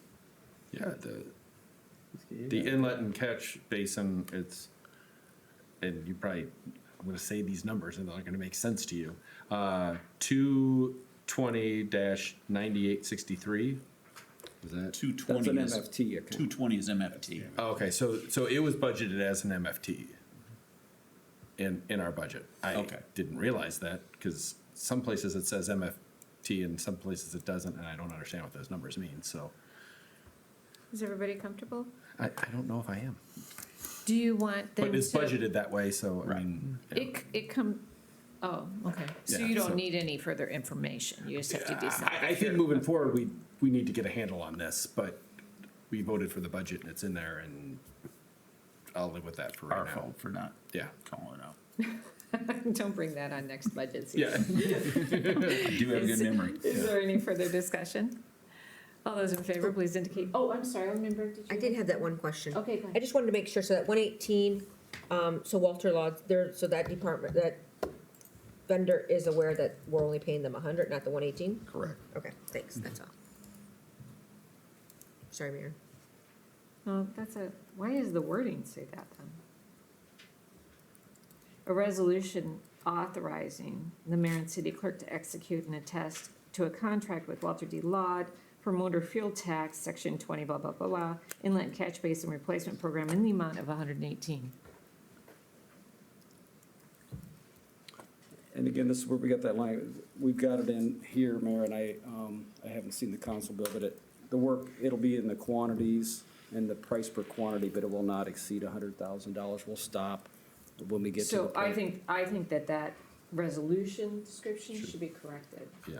So Okay. I would like, before you all make a vote, to amend To make that. amendment? So that, yeah, Janine can get it right in the I'd like to minutes. amend resolution, number 21, a resolution authorizing the mayor and city clerk to execute and attest to a contract with Walter D. Lott for motor fuel tax, section 20-000-03 GM 2020 Inlet and Catch Basin Replacement Program in the amount of $100,000. Second. We have an amendment by Alderman Berg, and I'm sorry, I missed who made the second? I did. Alderman Went. Is there any discussion on that amendment? All those in favor, please indicate by saying aye. Aye. Those opposed? That amendment carries. We're now considering the amended motion on the floor. Is there any further discussion? All those in favor, please indicate by saying aye. Aye. Those opposed? That motion carries. Thank you. Thank you, Rod. Did you say there was another? Is there any other? I don't think there's any other. He has the And the informational. Huh? Yeah, there's no other. Informational. The proposed 2020 sidewalk infill locations. Rod Schick. Don't go anywhere. I'm not going anywhere, obviously. So obviously, this is an informational item we brought to you so that you can see what we are proposing to do for the infill portion of the sidewalk program this upcoming year. We have the 5 locations, and you also had received the chart that had the list that had previously been reviewed with council and shows that we are picking off one of those off of that list, and the others are obviously on hold for various different reasons. But these are them. If you have any questions, obviously this is what we'd be looking to then be putting out for bid here shortly. Alderman, do you want to do a motion or not? Oh. Do you have some clarification first? Is there a motion, or we're just doing? Oh, it's informational, forgive me. Yeah. Huh, I'm still in the mode. All right, yeah, questions, Alderman Parker. Yeah, so give me a second. I'm trying to- Alderman Nguyen. Thank you. I was wondering if maybe for the 53rd, 54th Street connection, there's a sidewalk outside of the new office building that was done in between avenues. But it basically just then dead ends at the. It's pretty short, yeah.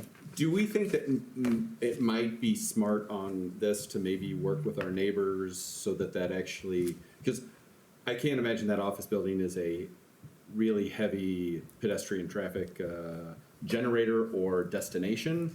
And so we're just basically doing a sidewalk to Nowhere. someplace that isn't. But if we could talk with our neighbors to the east and get them to connect that, then you're getting to Julasco and some destination places that I think would be leveraged.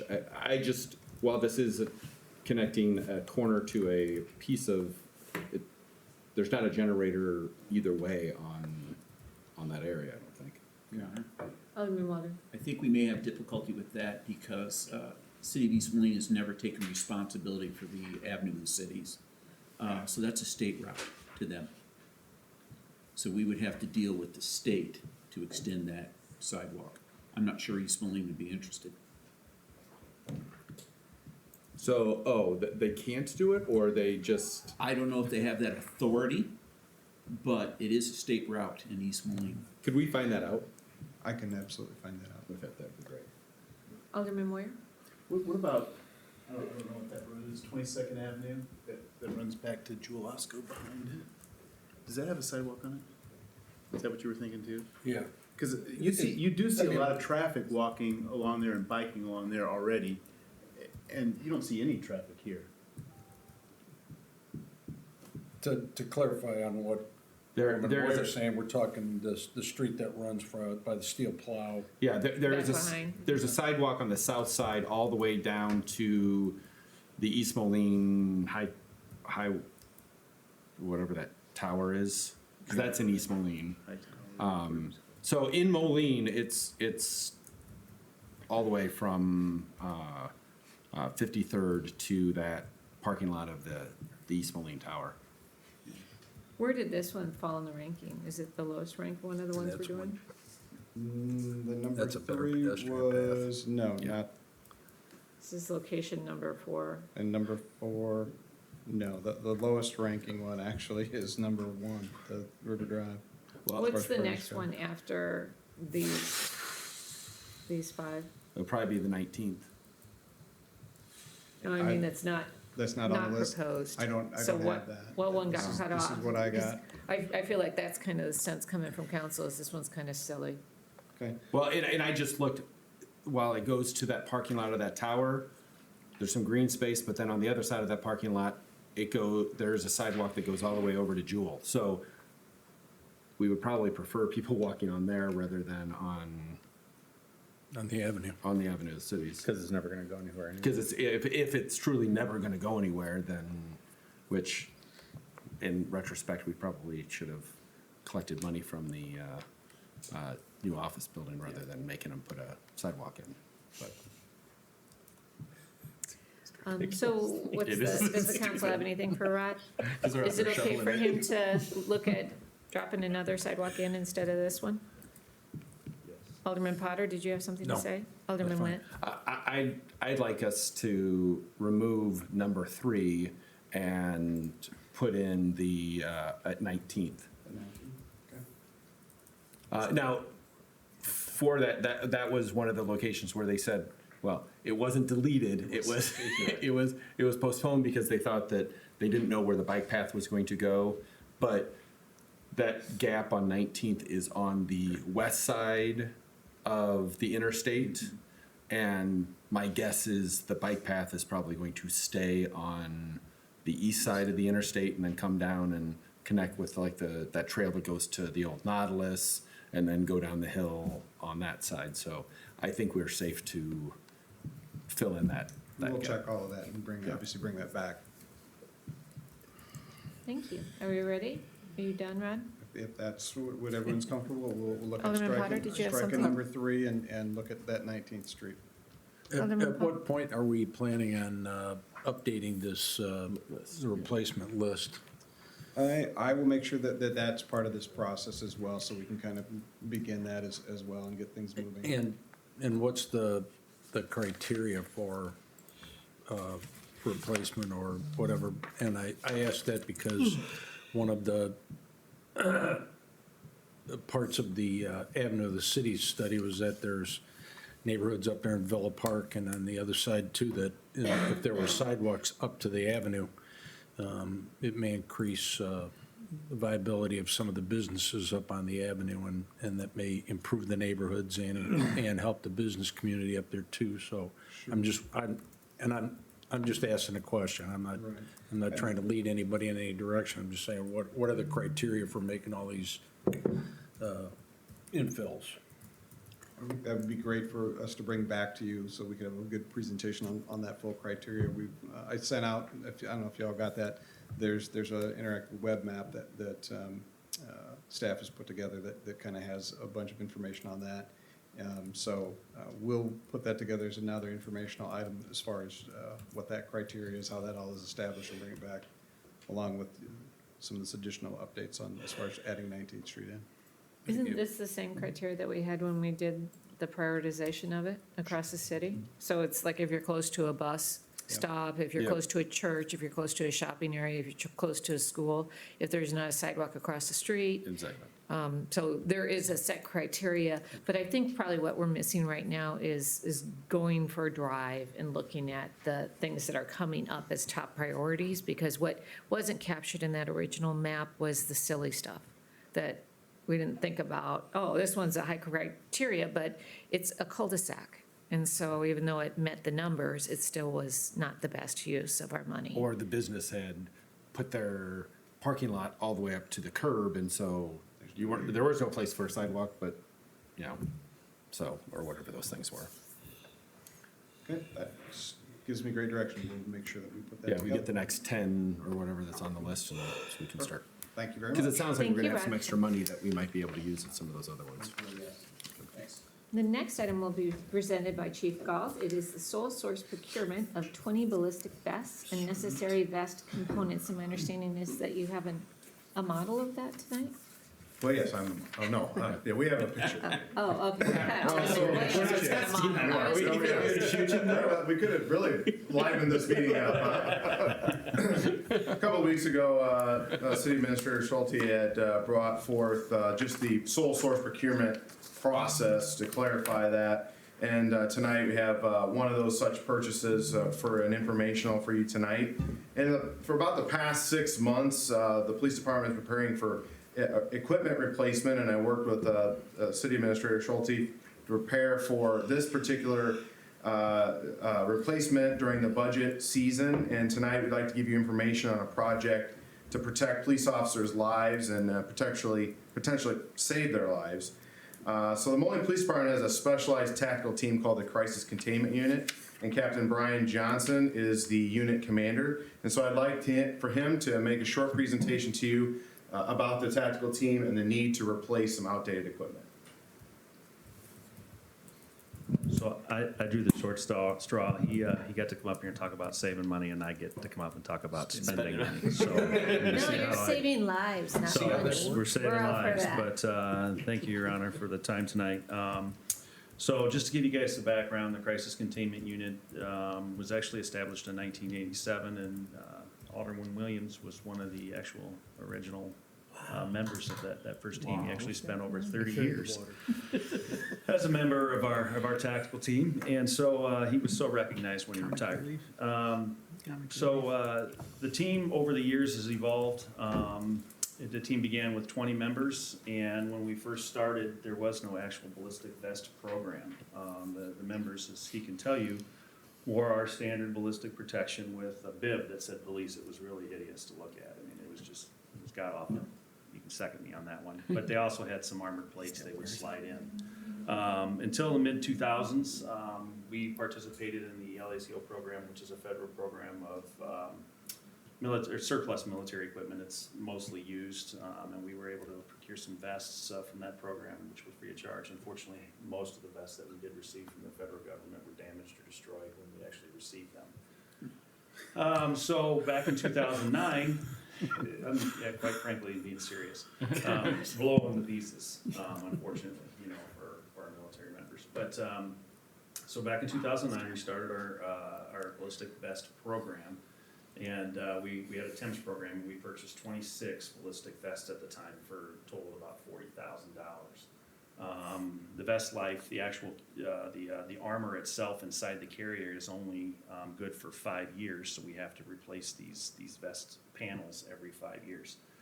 So back in 2015, we again were able to salvage the carriers that we purchased in 2009, the external carrier portion, but we had to replace the internal, the vest components. So we purchased those back in 2015 for $33,000, and that was for the 26 full vests. But I just want to remind council that we did eliminate TEMS prior to that. We just had the extra vests on hand. But in that meantime, between 2014 and 2015, the team actually merged with East Moline, and we brought members of their department onto our tactical team. And at the time, it was 5, and then they reimbursed the city approximately $7,000 at that time for a cost savings for the city of Moline. So I'm here today to present the sole source procurement as an informational for a new ballistic vest package. This one is now expiring. It's set to expire in March of 2015. We started to do, knowing this was coming, 2015, I'm sorry, he looked at me, 2020. We purchased the original vests in 2015, and now it's 2020, so they're gonna expire in March. Sorry. So anyhow, I lost my train of thought. So he's telling me it's about the money. So anyhow, getting back on topic. Last year we brought in 3 vest manufacturers to do a test and research.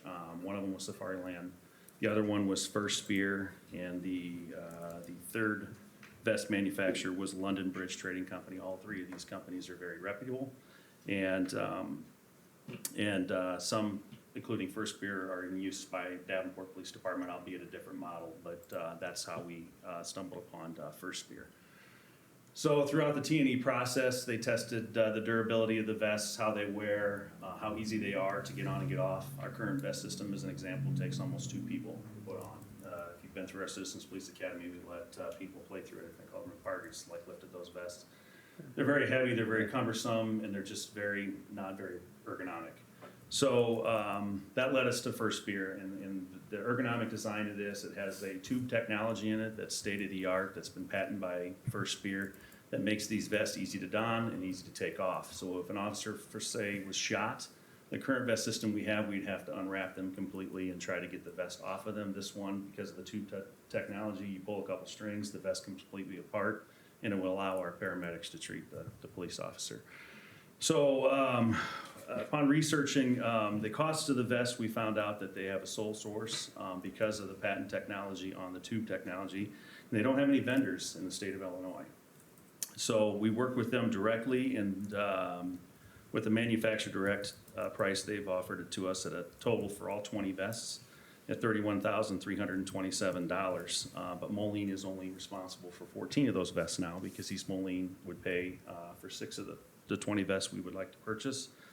So Moline's cost would be $21,999.04. And East Moline's cost would be $9,428.16. East Moline Police Department took this in front of their council last week and presented, and it was approved at their council as well. We do have the budgeted funds with the liability fund to pay for these vests. So with that, I'd open it up to any questions you guys might have. So move that we, Well, I think it's just an Oh, it's information. It's Do you want informational a because it's motion? a sole source procurement. Captain Yes, Johnson, I could you don't give think me we have those to- numbers again? I'm sorry, 21,000. $999.04 is Moline's. So as a sole source, you're just gonna document why we're using that sole source, right? Correct. You're just gonna document why we didn't go out for bid, right? Correct. We just have to have that on file. Correct. And we, I submitted a letter to city administrators. Perfect, it just has to be on file, so I think we're good. Does anybody have any concerns? Alderman Parker? No concern, I'm just wondering what happens to the old vests? they just get disposed of. They only have a shelf life of 5 years, so we don't have the ability to do anything with those. The carriers themselves, again, we did reuse them in 2015, and they are to the point now where they're worn, tattered, and old, so we're actually gonna get the new carrier system that you guys see up on the screen. Alderman Moyer? I'm just curious what happens in 5 years. Is it just the joints that get? So basically, the manufacturers will no longer warranty them. It's not much unlike our current ballistic vest system that we wear on the street. They only manufacture them for every 5 years. Would they still stop a bullet? The answer is yes. But they're not warranted. So, like there's a National Institute of Justice grant, they require that these things get replaced every 5 years and fall within manufacturer specifications and warranties. So we have to replace them. And so we have currently in the police department right now, every single officer's on this 5-year rotation to have their vests replaced. And it's likewise with these SWAT team vests. Alderman Burke? so we are purchasing 14 of them, did you say? 14. We have a Okay. total of 20, if I didn't make that clear. We now only have 20 members. 6 of them are East Moline, 14 Gotcha, are Moline. gotcha, okay. Any other information we I'd need? send the old ones to the feds.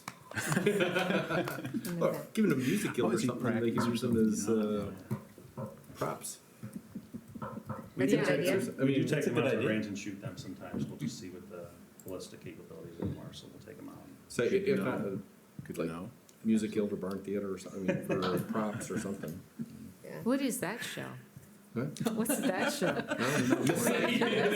don't know. I mean, there's. Chainsaw Massacre. What's that musical? Thank you very much for sharing this information with us. Thank you, and thank you for the partnership with East Moline. Good job. The next one is monthly utility billing, presented by Tony Lodi, Utilities General Manager. Oh, no, it's not, it's presented by Randy. Hi, Randy.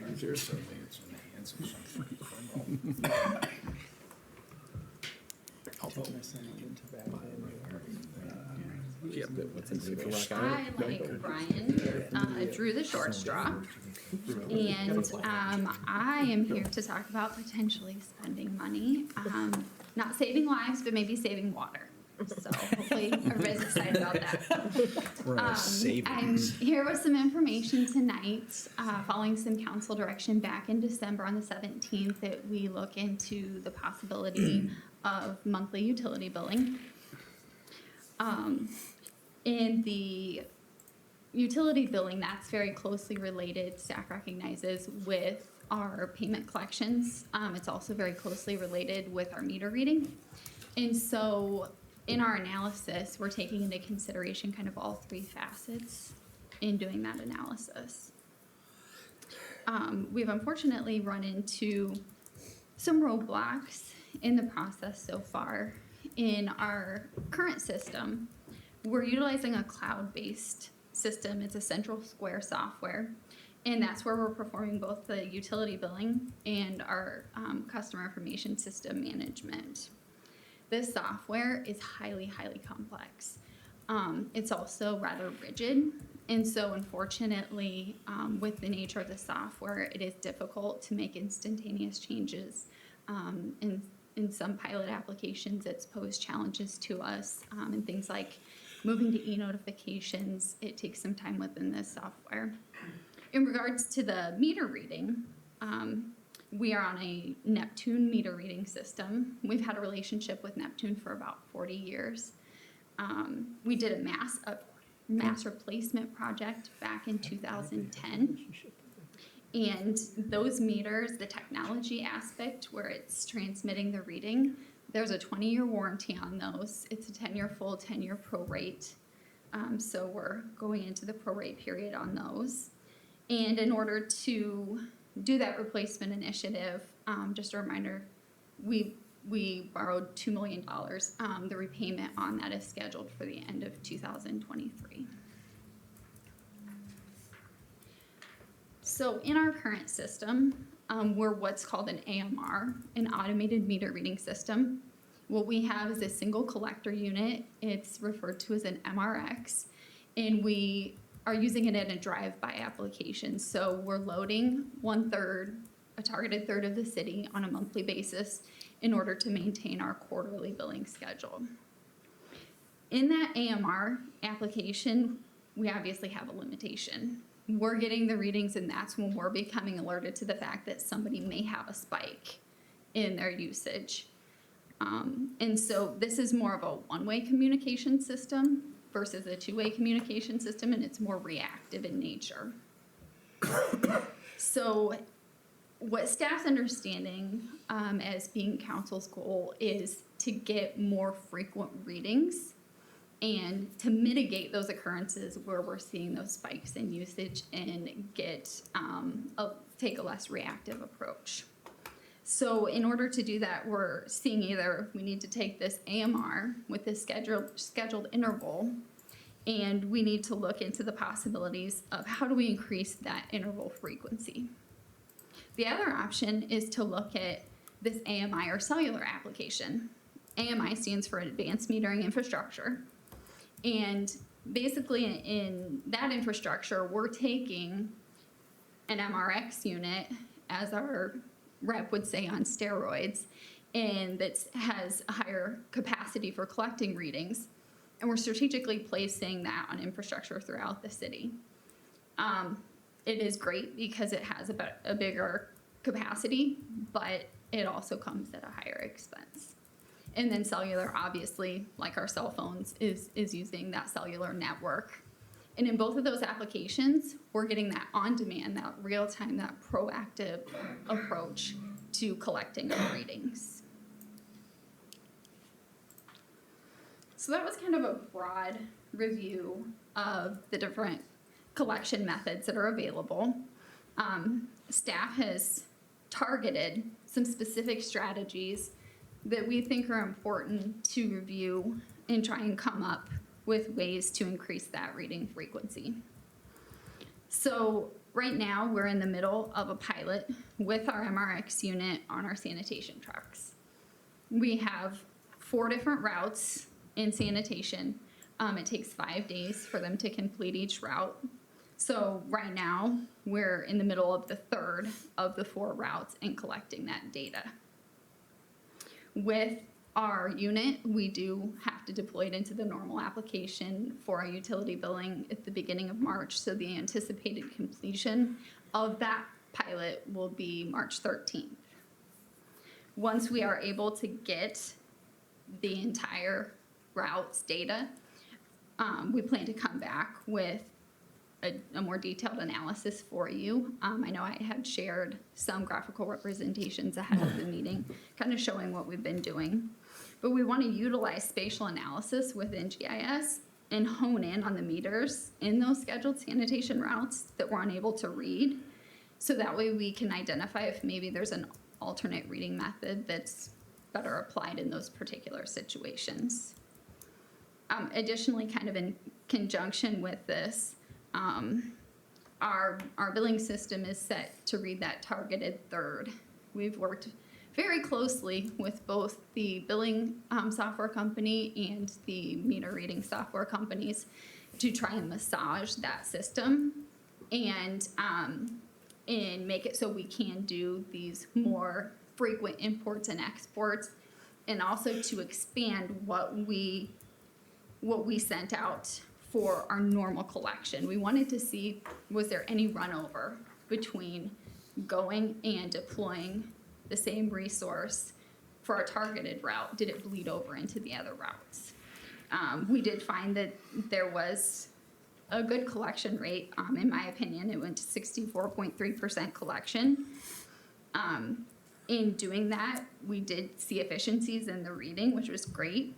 It did also, though, reveal that we're going to need to make some changes to the current way that we're doing our reading and using the reading and billing softwares. Otherwise, we won't be able to efficiently manage it. It wouldn't be a viable long-term solution.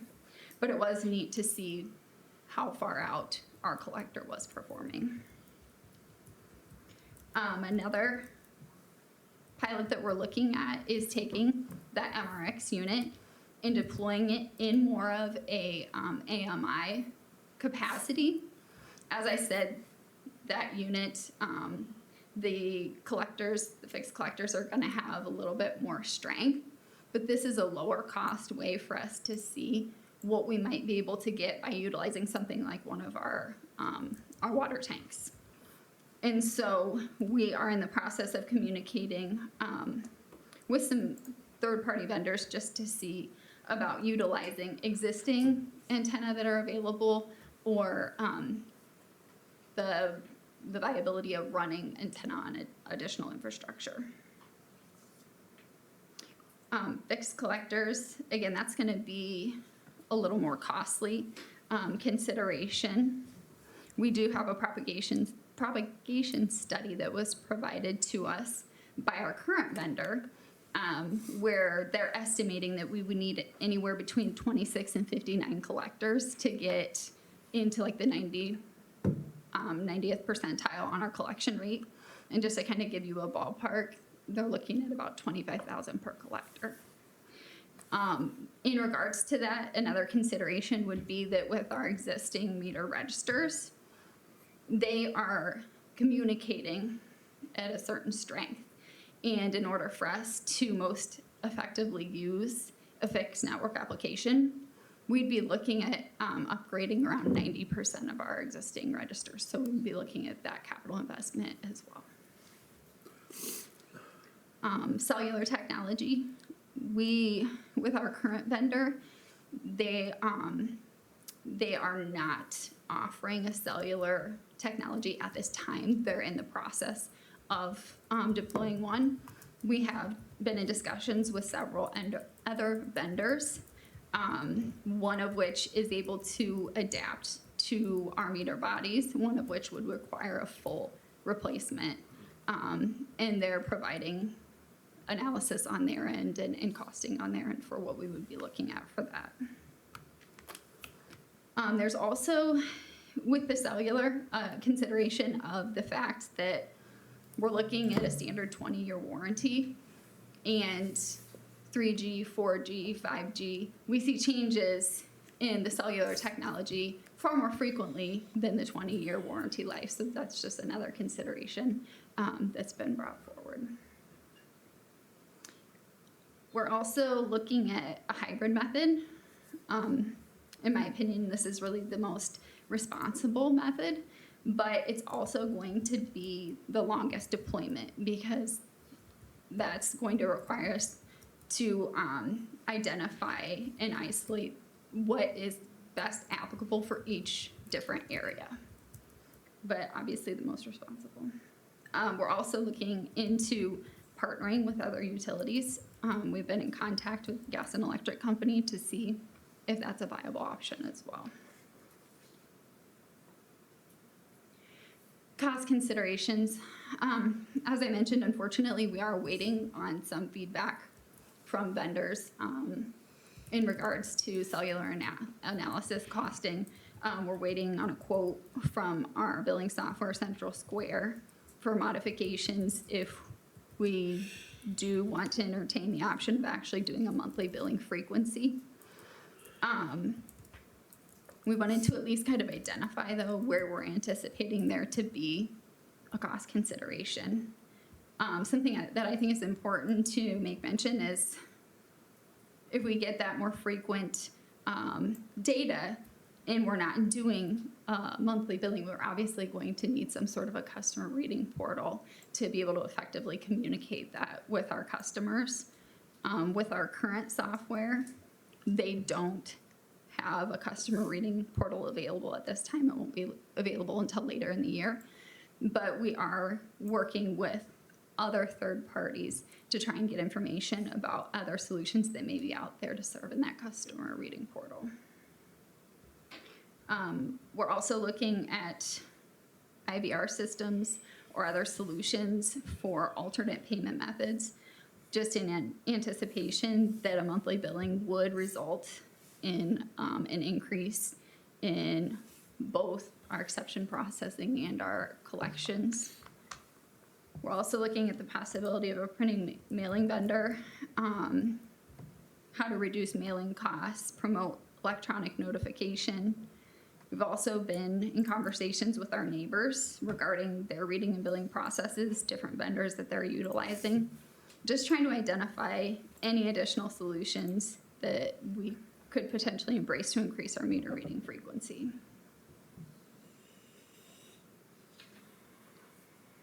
So staff's plan moving forward is to continue to pursue the more frequent readings, to also pursue a more frequent billing or coupon system, and also to look into a potential incentive for automatic payment or e-notification.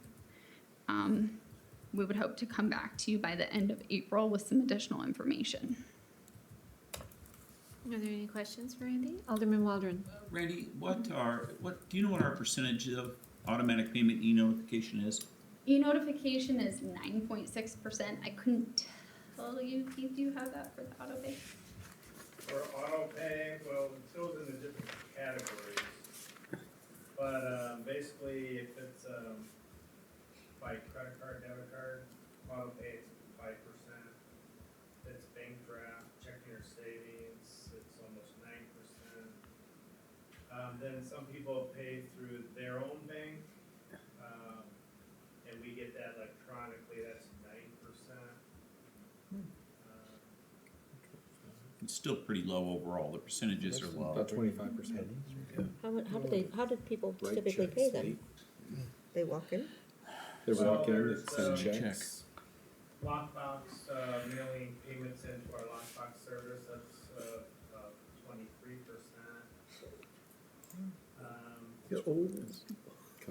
Come to the window. Coming to the window, 7% cash, 19% checks. Almost three, There's more people credit here. card at the window. And then the rest would be online, when they manually pay online,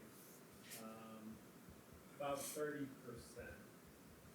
But are those online, are they e-notification, or they're getting sent a bill and then? When they get flagged, that there's a bill out there, then they go online, pay on our website. But are we mailing to 91% of people? Is that what you said? 90.4. Mm-hmm.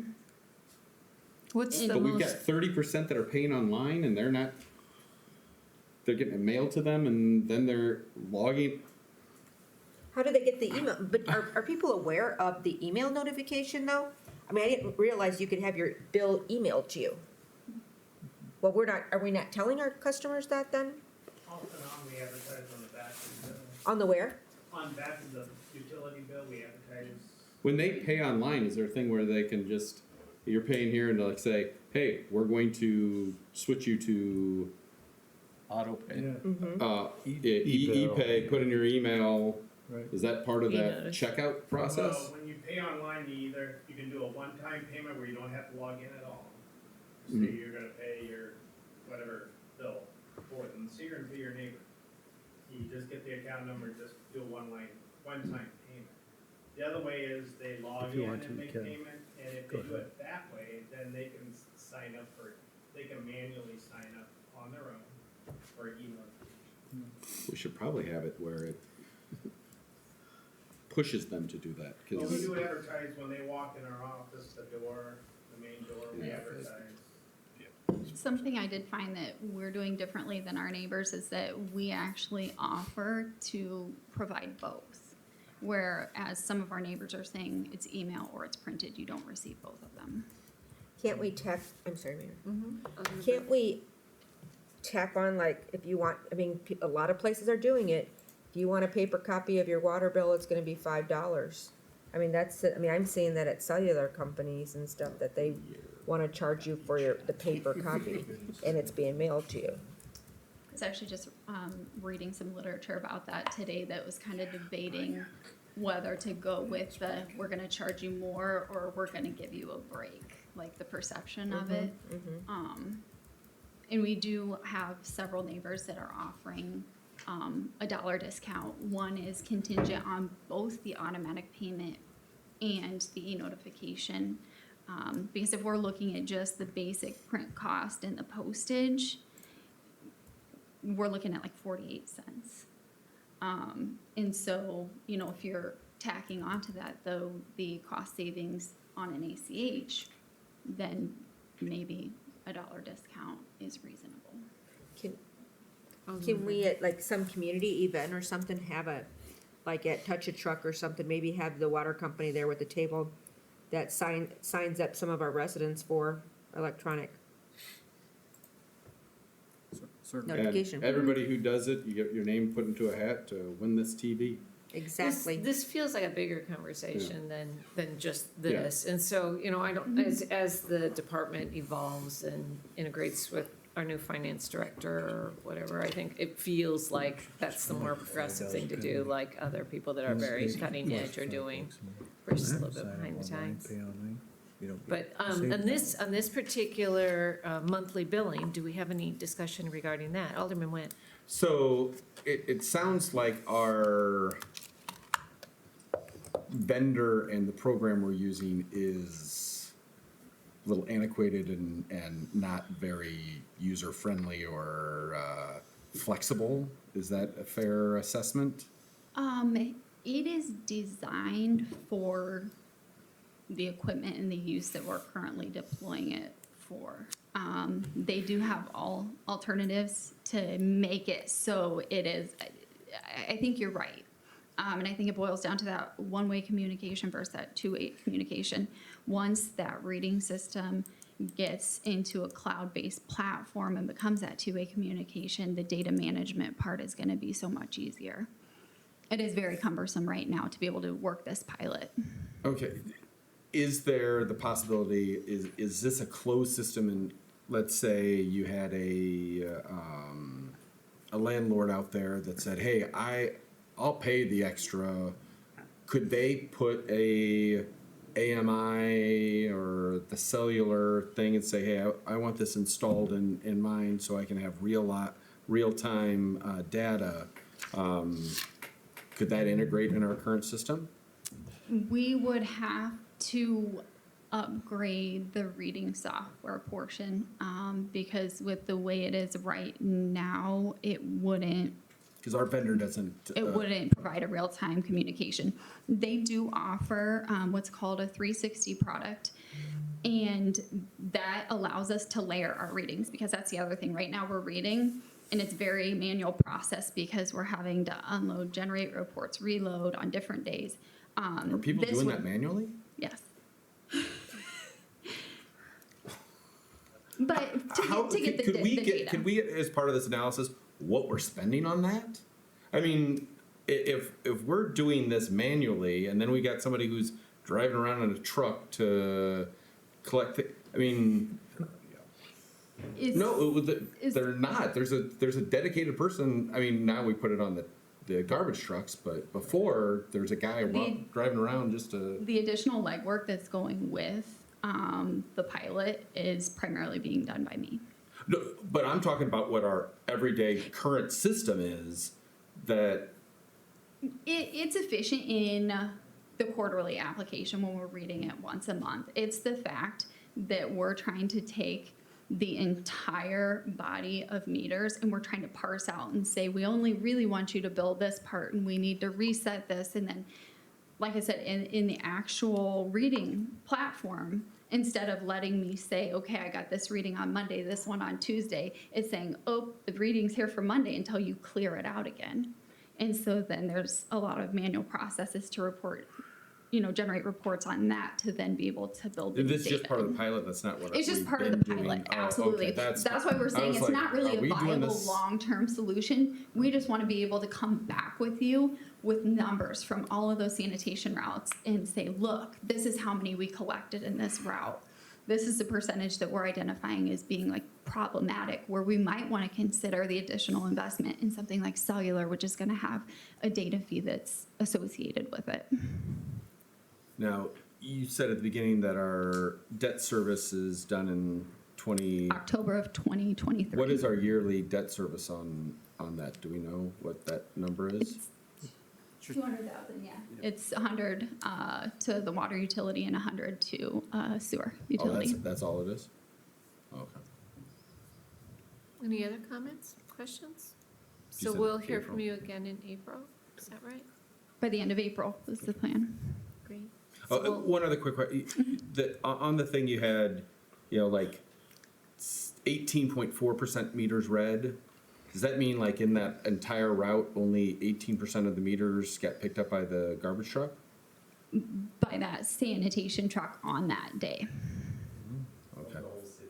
And Not of all that drove It by. didn't miss any meters, it's just that's how many We're got just- covered that day. Do you know how many on that route get picked up? What's the? That's where we're going to do the spatial analysis Oh, once we okay, get all because I of was them. reading, I was like, we're only hitting. But just as a comparison, it was 64.3% where we had our normal reading technician go do their targeted 1/3 of the city, and it did bleed over into the other routes, but it Okay. ended up in a total of 64.3, and that was approximately a day and a half of them driving. Just to And give you they're kind of a anyway. comparison. Yeah, I think it's really good. Do you need any direction from us, Randy, or do you feel like, is there anything that you know Unless is a there's any, bad I plan? guess, feedback in regards to, this is an option that you're looking at that we really have absolutely no appetite in hearing more information about. Otherwise, we'll just plan on looking at everything that we discussed. Or I guess if there's anything else that you guys think, this is not a great idea. In discussions, I think that, the information we need back is how much extra is it gonna cost to do more billing? What kind of impact can we expect from collections by more frequent billing? Is it a benefit or not? I mean, it sounds like we got this little side of what's the most efficient way to bill and get payment, but that feels like that's a separate discussion because that could be anywhere, right? It's just probably a multiplier if you do more frequent billing. Right. And I can tell you what we're spending annually on mailing if you want that information. I don't want it right now, but when we're making a decision, because that, I'm assuming that we could just expect to continue that path unless at the time that we're making the consideration, we know that we can do a more efficient billing for lower cost, then it doesn't have such a significant multiplier if we go to 3 times that. Does that sound fair? Yeah. Alderman Wood? Also, in here, it says projected $62,750 in the annual waivers or whatever. As part of that analysis is if we go to monthly, does that number disappear? Does that number I would expect reduce? that to diminish significantly. And that's just waivers. Could we also, what is the actual cost? I mean, that's what we could have charged the person, but it really is only 25% of that is actual cost of water production or whatever, so, okay. Putting that as part of that analysis would be great. Anything else? Thank you so much, Randy, I Yes, appreciate it. thank you. Appreciate your time. The next item is community conversations, benchmarking the Moline Coal Valley School District Community Outreach Program. So this is part of our work to improve and, take advantage of our relationship with the school district. So we're having those meetings and some neat things are coming out of it, and we're learning more about what their priorities are and the things that they're working on. They're very pleased with our policing relationship, so they've seen a lot of good things happening. They're excited about the crime-free rental and our look at how to improve our rental population situation, because they see a lot of problems with the students that are kind of transient, that are in those renting populations. And so anything that we can do to help support and stabilize those populations is really good from a school's perspective. I'm going to incorporate some of the things that Rachel is doing with the school and their capital investments into our State of the City, so that'll be part of that programming. But something that came out that I thought was interesting was an outreach program that they've implemented in the past 12 months. And what happens is they go out into the community about 3 or 4 times a year, and they coordinate a meeting with community members. Their situation is parents. So, and invite them to kind of focus on a specific topic. But I would like to replicate their program. Can you bring up that image? I don't know. Where's Don? Could you bring up the image, please? It's nothing particularly special, but I wanted to try to brand along with them. But what ours would be is we would go to like Hy-Vee's second floor, go up there and have a community meeting, or go to the library, places where our community feels comfortable outside of City Hall. So not everybody's comfortable coming here. So places that people go anyway. And probably the structure would be, depending on the topic, would be a couple of high-level administration people and a couple of council members. So I just wanted to float that idea by you and see if that's something that is interesting to you, and if you'd like to support that. Alderman Parker. I think it's a great idea. I think one of the things we already have maybe built in are the neighborhood associations that meet. And try to, because these are folks that are comfortable with going to where they're used to going and doing, with people that they're used to doing it with, and maybe more open to having a conversation with the staff and elected officials. Do you think that they would allow other community members into those association meetings? Because the way that we would market this thing is to go on the website and share. I would hope so. it. They've always been, the ones that I work with have always been pretty open to getting as many people as you can get to a meeting. It's Even if they're outside the neighborhood. I don't think we'd have a clear way other than, so to me, that feels like 2 different things. That feels like sending representatives to those neighborhood meetings to talk about city issues and what's going on in the city. Yeah, like Crystal that is Palace and I went to. exclusive to those neighborhoods, or not exclusive issues to those neighborhoods, but a way to communicate with I'm just thinking specifically that there's a area. built-in population that'll be there as opposed to hoping people show up at Hy-Vee. And then there's you and Mike Waldron and JD and 2 residents that show up. Although I did a neighbor, I've done neighborhood ones Well, then where you get we 3 or showed up 4 and there was people in. 3 people there. So, Oh, yeah. I think doing this where it's more of a Okay. broad, I think we'll get more. I don't see how it would be one or the other though, personally.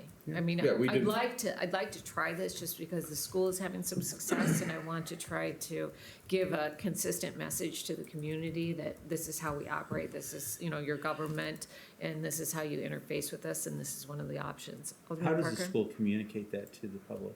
Is it So they advertise it, so it goes out in their email blasts, it goes out on their website, and so they have this image, this is the image, and then they describe the date, the time, they do different times a day. A Facebook, I'm sorry to interrupt. Mhm. They did a Facebook post and did it as an event and then sent it out to those that, you can do, how you can do an event on Facebook. Not really, but okay. Alderman Williams? Where did they hold them? So far, they've had them in Cove Valley, I can't remember the location in The Cove Valley. Rock. Where? At the Rock, yeah. Oh, okay, The Rock and, they had them at the Hy-Vee on, 42nd. yeah, I think it was the one, 42nd Avenue, yeah, yeah. not on Avenue of the And Cities. how many people did they get? 15.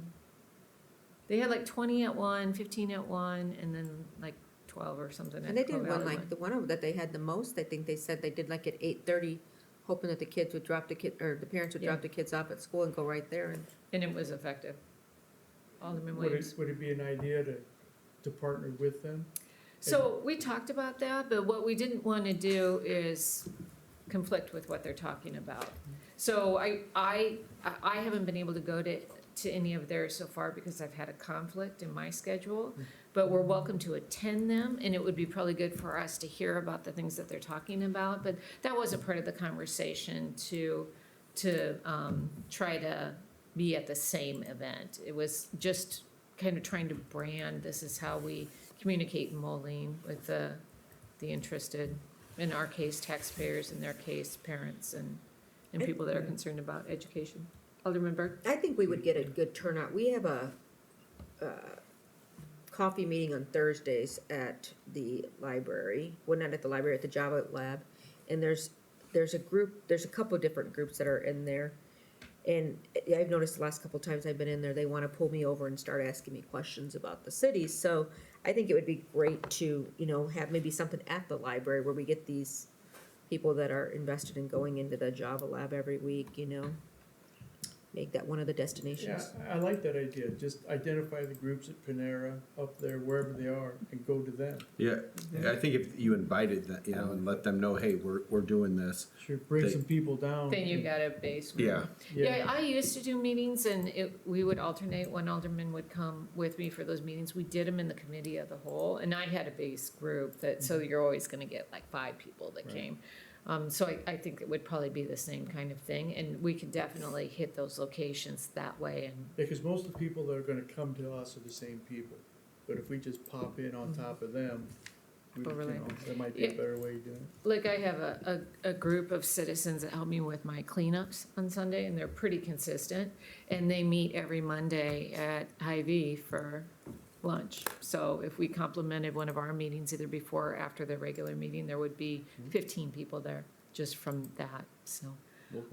So I kind of am looking for your support and your permission to proceed, and I'll work with Macy or Janine to prepare the communication. What are your thoughts? Sounds Moving good. forward. So I'll come up with some kind of preliminary topics that we could talk about, maybe go 3 meetings out, schedule 3 meetings, and then look to you to see who is willing to support those particular meetings so that we don't violate open meetings, but we have more people there than just me from the elected side, from the council. All right, that's all I had. Is there any public comment this evening? Hearing none, I'd like to close out of the committee of the whole, and we'll go into the council meeting. We'll begin with the Pledge of Allegiance, and we will not have an invocation this evening. I pledge allegiance to the flag of the United States of America and to the republic for which it stands, one nation, under God, indivisible, with liberty and justice for all. Roll call, please. Alderman Williams, Present. Parker, Present. Went, Present. Potter, Present. Moyer, Present. Schoonmaker, Waldron, Present. Berg. Present. Your Honor, I request approval of Committee of the Whole and Council meeting minutes of February 11th, 2020. Second reading ordinances. Alderman Berg? I'm sorry, I had a question. I meant to say this, but I thought I was gonna wait till the other at the end. I had voted for, I believe, I voted against Alderman Wentz, rental, his rental, what was it called? I had it. The crime-free, The crime-free rental, single-family rental, registry, not understanding that, and I didn't know if I could correct my vote on that. Are we gonna vote again on it? Is this well, we something- eventually will, when they bring the ordinance. Can correct it then? Yeah, it's not on this evening's council agenda. When That did was just you- direction to staff. It was, okay, during the work session. Yeah, It that's was all during that the was. working Yeah, day. yeah. Okay. Oh, right, you meant, and we'll be bringing that back I think you're now on the record that you like it. So. in May. Yeah, so maybe we just capture that in the minutes, that Alderman Berg. How do you feel about made a comment cannabis? that She's in support of that endeavor. Is that all right, Alderman Berg? That's So fine. she's just gonna capture it in the minutes, so you Thank you. are in fact in support of Alderman Nguyen's direction. Cannabis. Yes. Okay, Because I thank think the you. minutes are accurate, that she's just gonna Okay. capture it in this evening's minutes. Correct. Thank you. Okay, thank you. Second reading ordinances. Council Bill 4004-2020, a special ordinance vacating a 1,100 square foot platted drainage and utility easement at 6041 34th Avenue and 6053 34th Avenue, Moline. Council Bill 4005-2020, a special ordinance amending special ordinance numbers 4034-2018 and 4001-2019 for financing by the City of Moline, Illinois by revising the issuance date, principal, and source of funding for the revenue anticipation note and purchase of same by the Water Pollution Control Fund of the City of Moline, Illinois, appropriating monies for said purposes and authorizing execution of any related documents. Motion to approve consent agenda? Second. We have a motion by Alderman Parker, a second by Alderman Williams. Roll call. You're both winning. Alderman Waldron, Aye. Berg, Aye. Williams, Aye. Parker, Aye. Went, Aye. Potter, Aye. Moyer, Aye. 7 ayes, no nays. That motion carries. Non-consent agenda resolutions. Council Bill 1013-2020, a resolution authorizing the mayor, chief of police, and city clerk to execute and attest to a memorandum of understanding between the Federal Bureau of Investigations and area law enforcement agencies, setting forth the mission, structure, and procedures for participation in the Quad City Federal Gang Task Force. Motion to approve 10/13/2020? Second. We have a motion by Alderman Parker and a second by Alderman Nguyen. Is there any discussion on this item? Roll call, please. Alderman Waldron, Aye. Berg, Aye. Williams, Aye. Parker, Aye. Went, Aye. Potter, Aye. Moyer, Aye. 7 ayes, no nays. That motion carries. And that is all I have this evening, Your Honor. Thank you, Janine. Thank you. Do we have any city council business on Alderman Williams' side? Alderman Parker. Well, we're at the end of the regular season for Augustana men's basketball. And now we're into postseason, so lucky you, you still have an opportunity to hit a game. It's going to be 5 o'clock on Friday up at North Central in Naperville. So I don't know who they're playing yet. Those games are going on right now, but please plan on attending. I'll be looking forward to seeing all of you up there, especially those Augie grads in the back corner. But anyway, I had a great season. Two of the members are on the first team all conference, and one is on second team all conference. So it was a good season. Thank you very much for putting up with me. Thank you. Anything else on Alderman Williams' side? How about on Alderman Moyer's side? Any council business this evening? I'm trying to think. Well, there is a couple of things that I wanted to discuss with council. One is just to remind you, the State of the City is coming up on May 4th. Our sister city in Germany, Asbach, they're sending a delegation of 15 people. 3 of them are education people, so teachers. One of them is a fire chief, and then the rest of them are either elected officials or community administrators. So they'll be here from the 2nd of May until the 6th of May. So there'll be events throughout their visit that you'll be able to participate in if you're interested.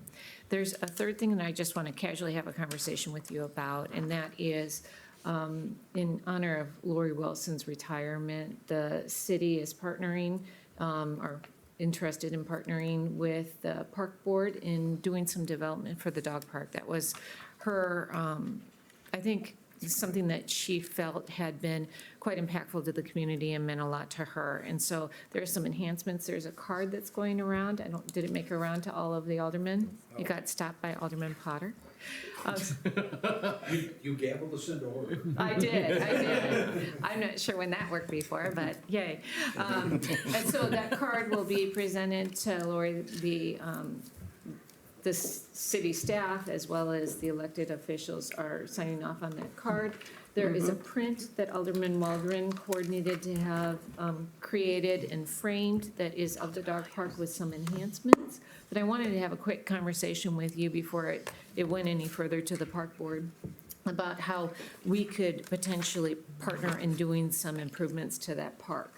One, so they have a list of things. Greg Johnson, where's Greg? There he is, presented it. So there's a list of things. There's some sidewalk repairs that need to be done. And a consideration that the council could make is partnering with the park board as if they're like a residential. So normally we would do 75 and they would do 25. They're proposing that we split it 50-50. So that's some consideration for the council.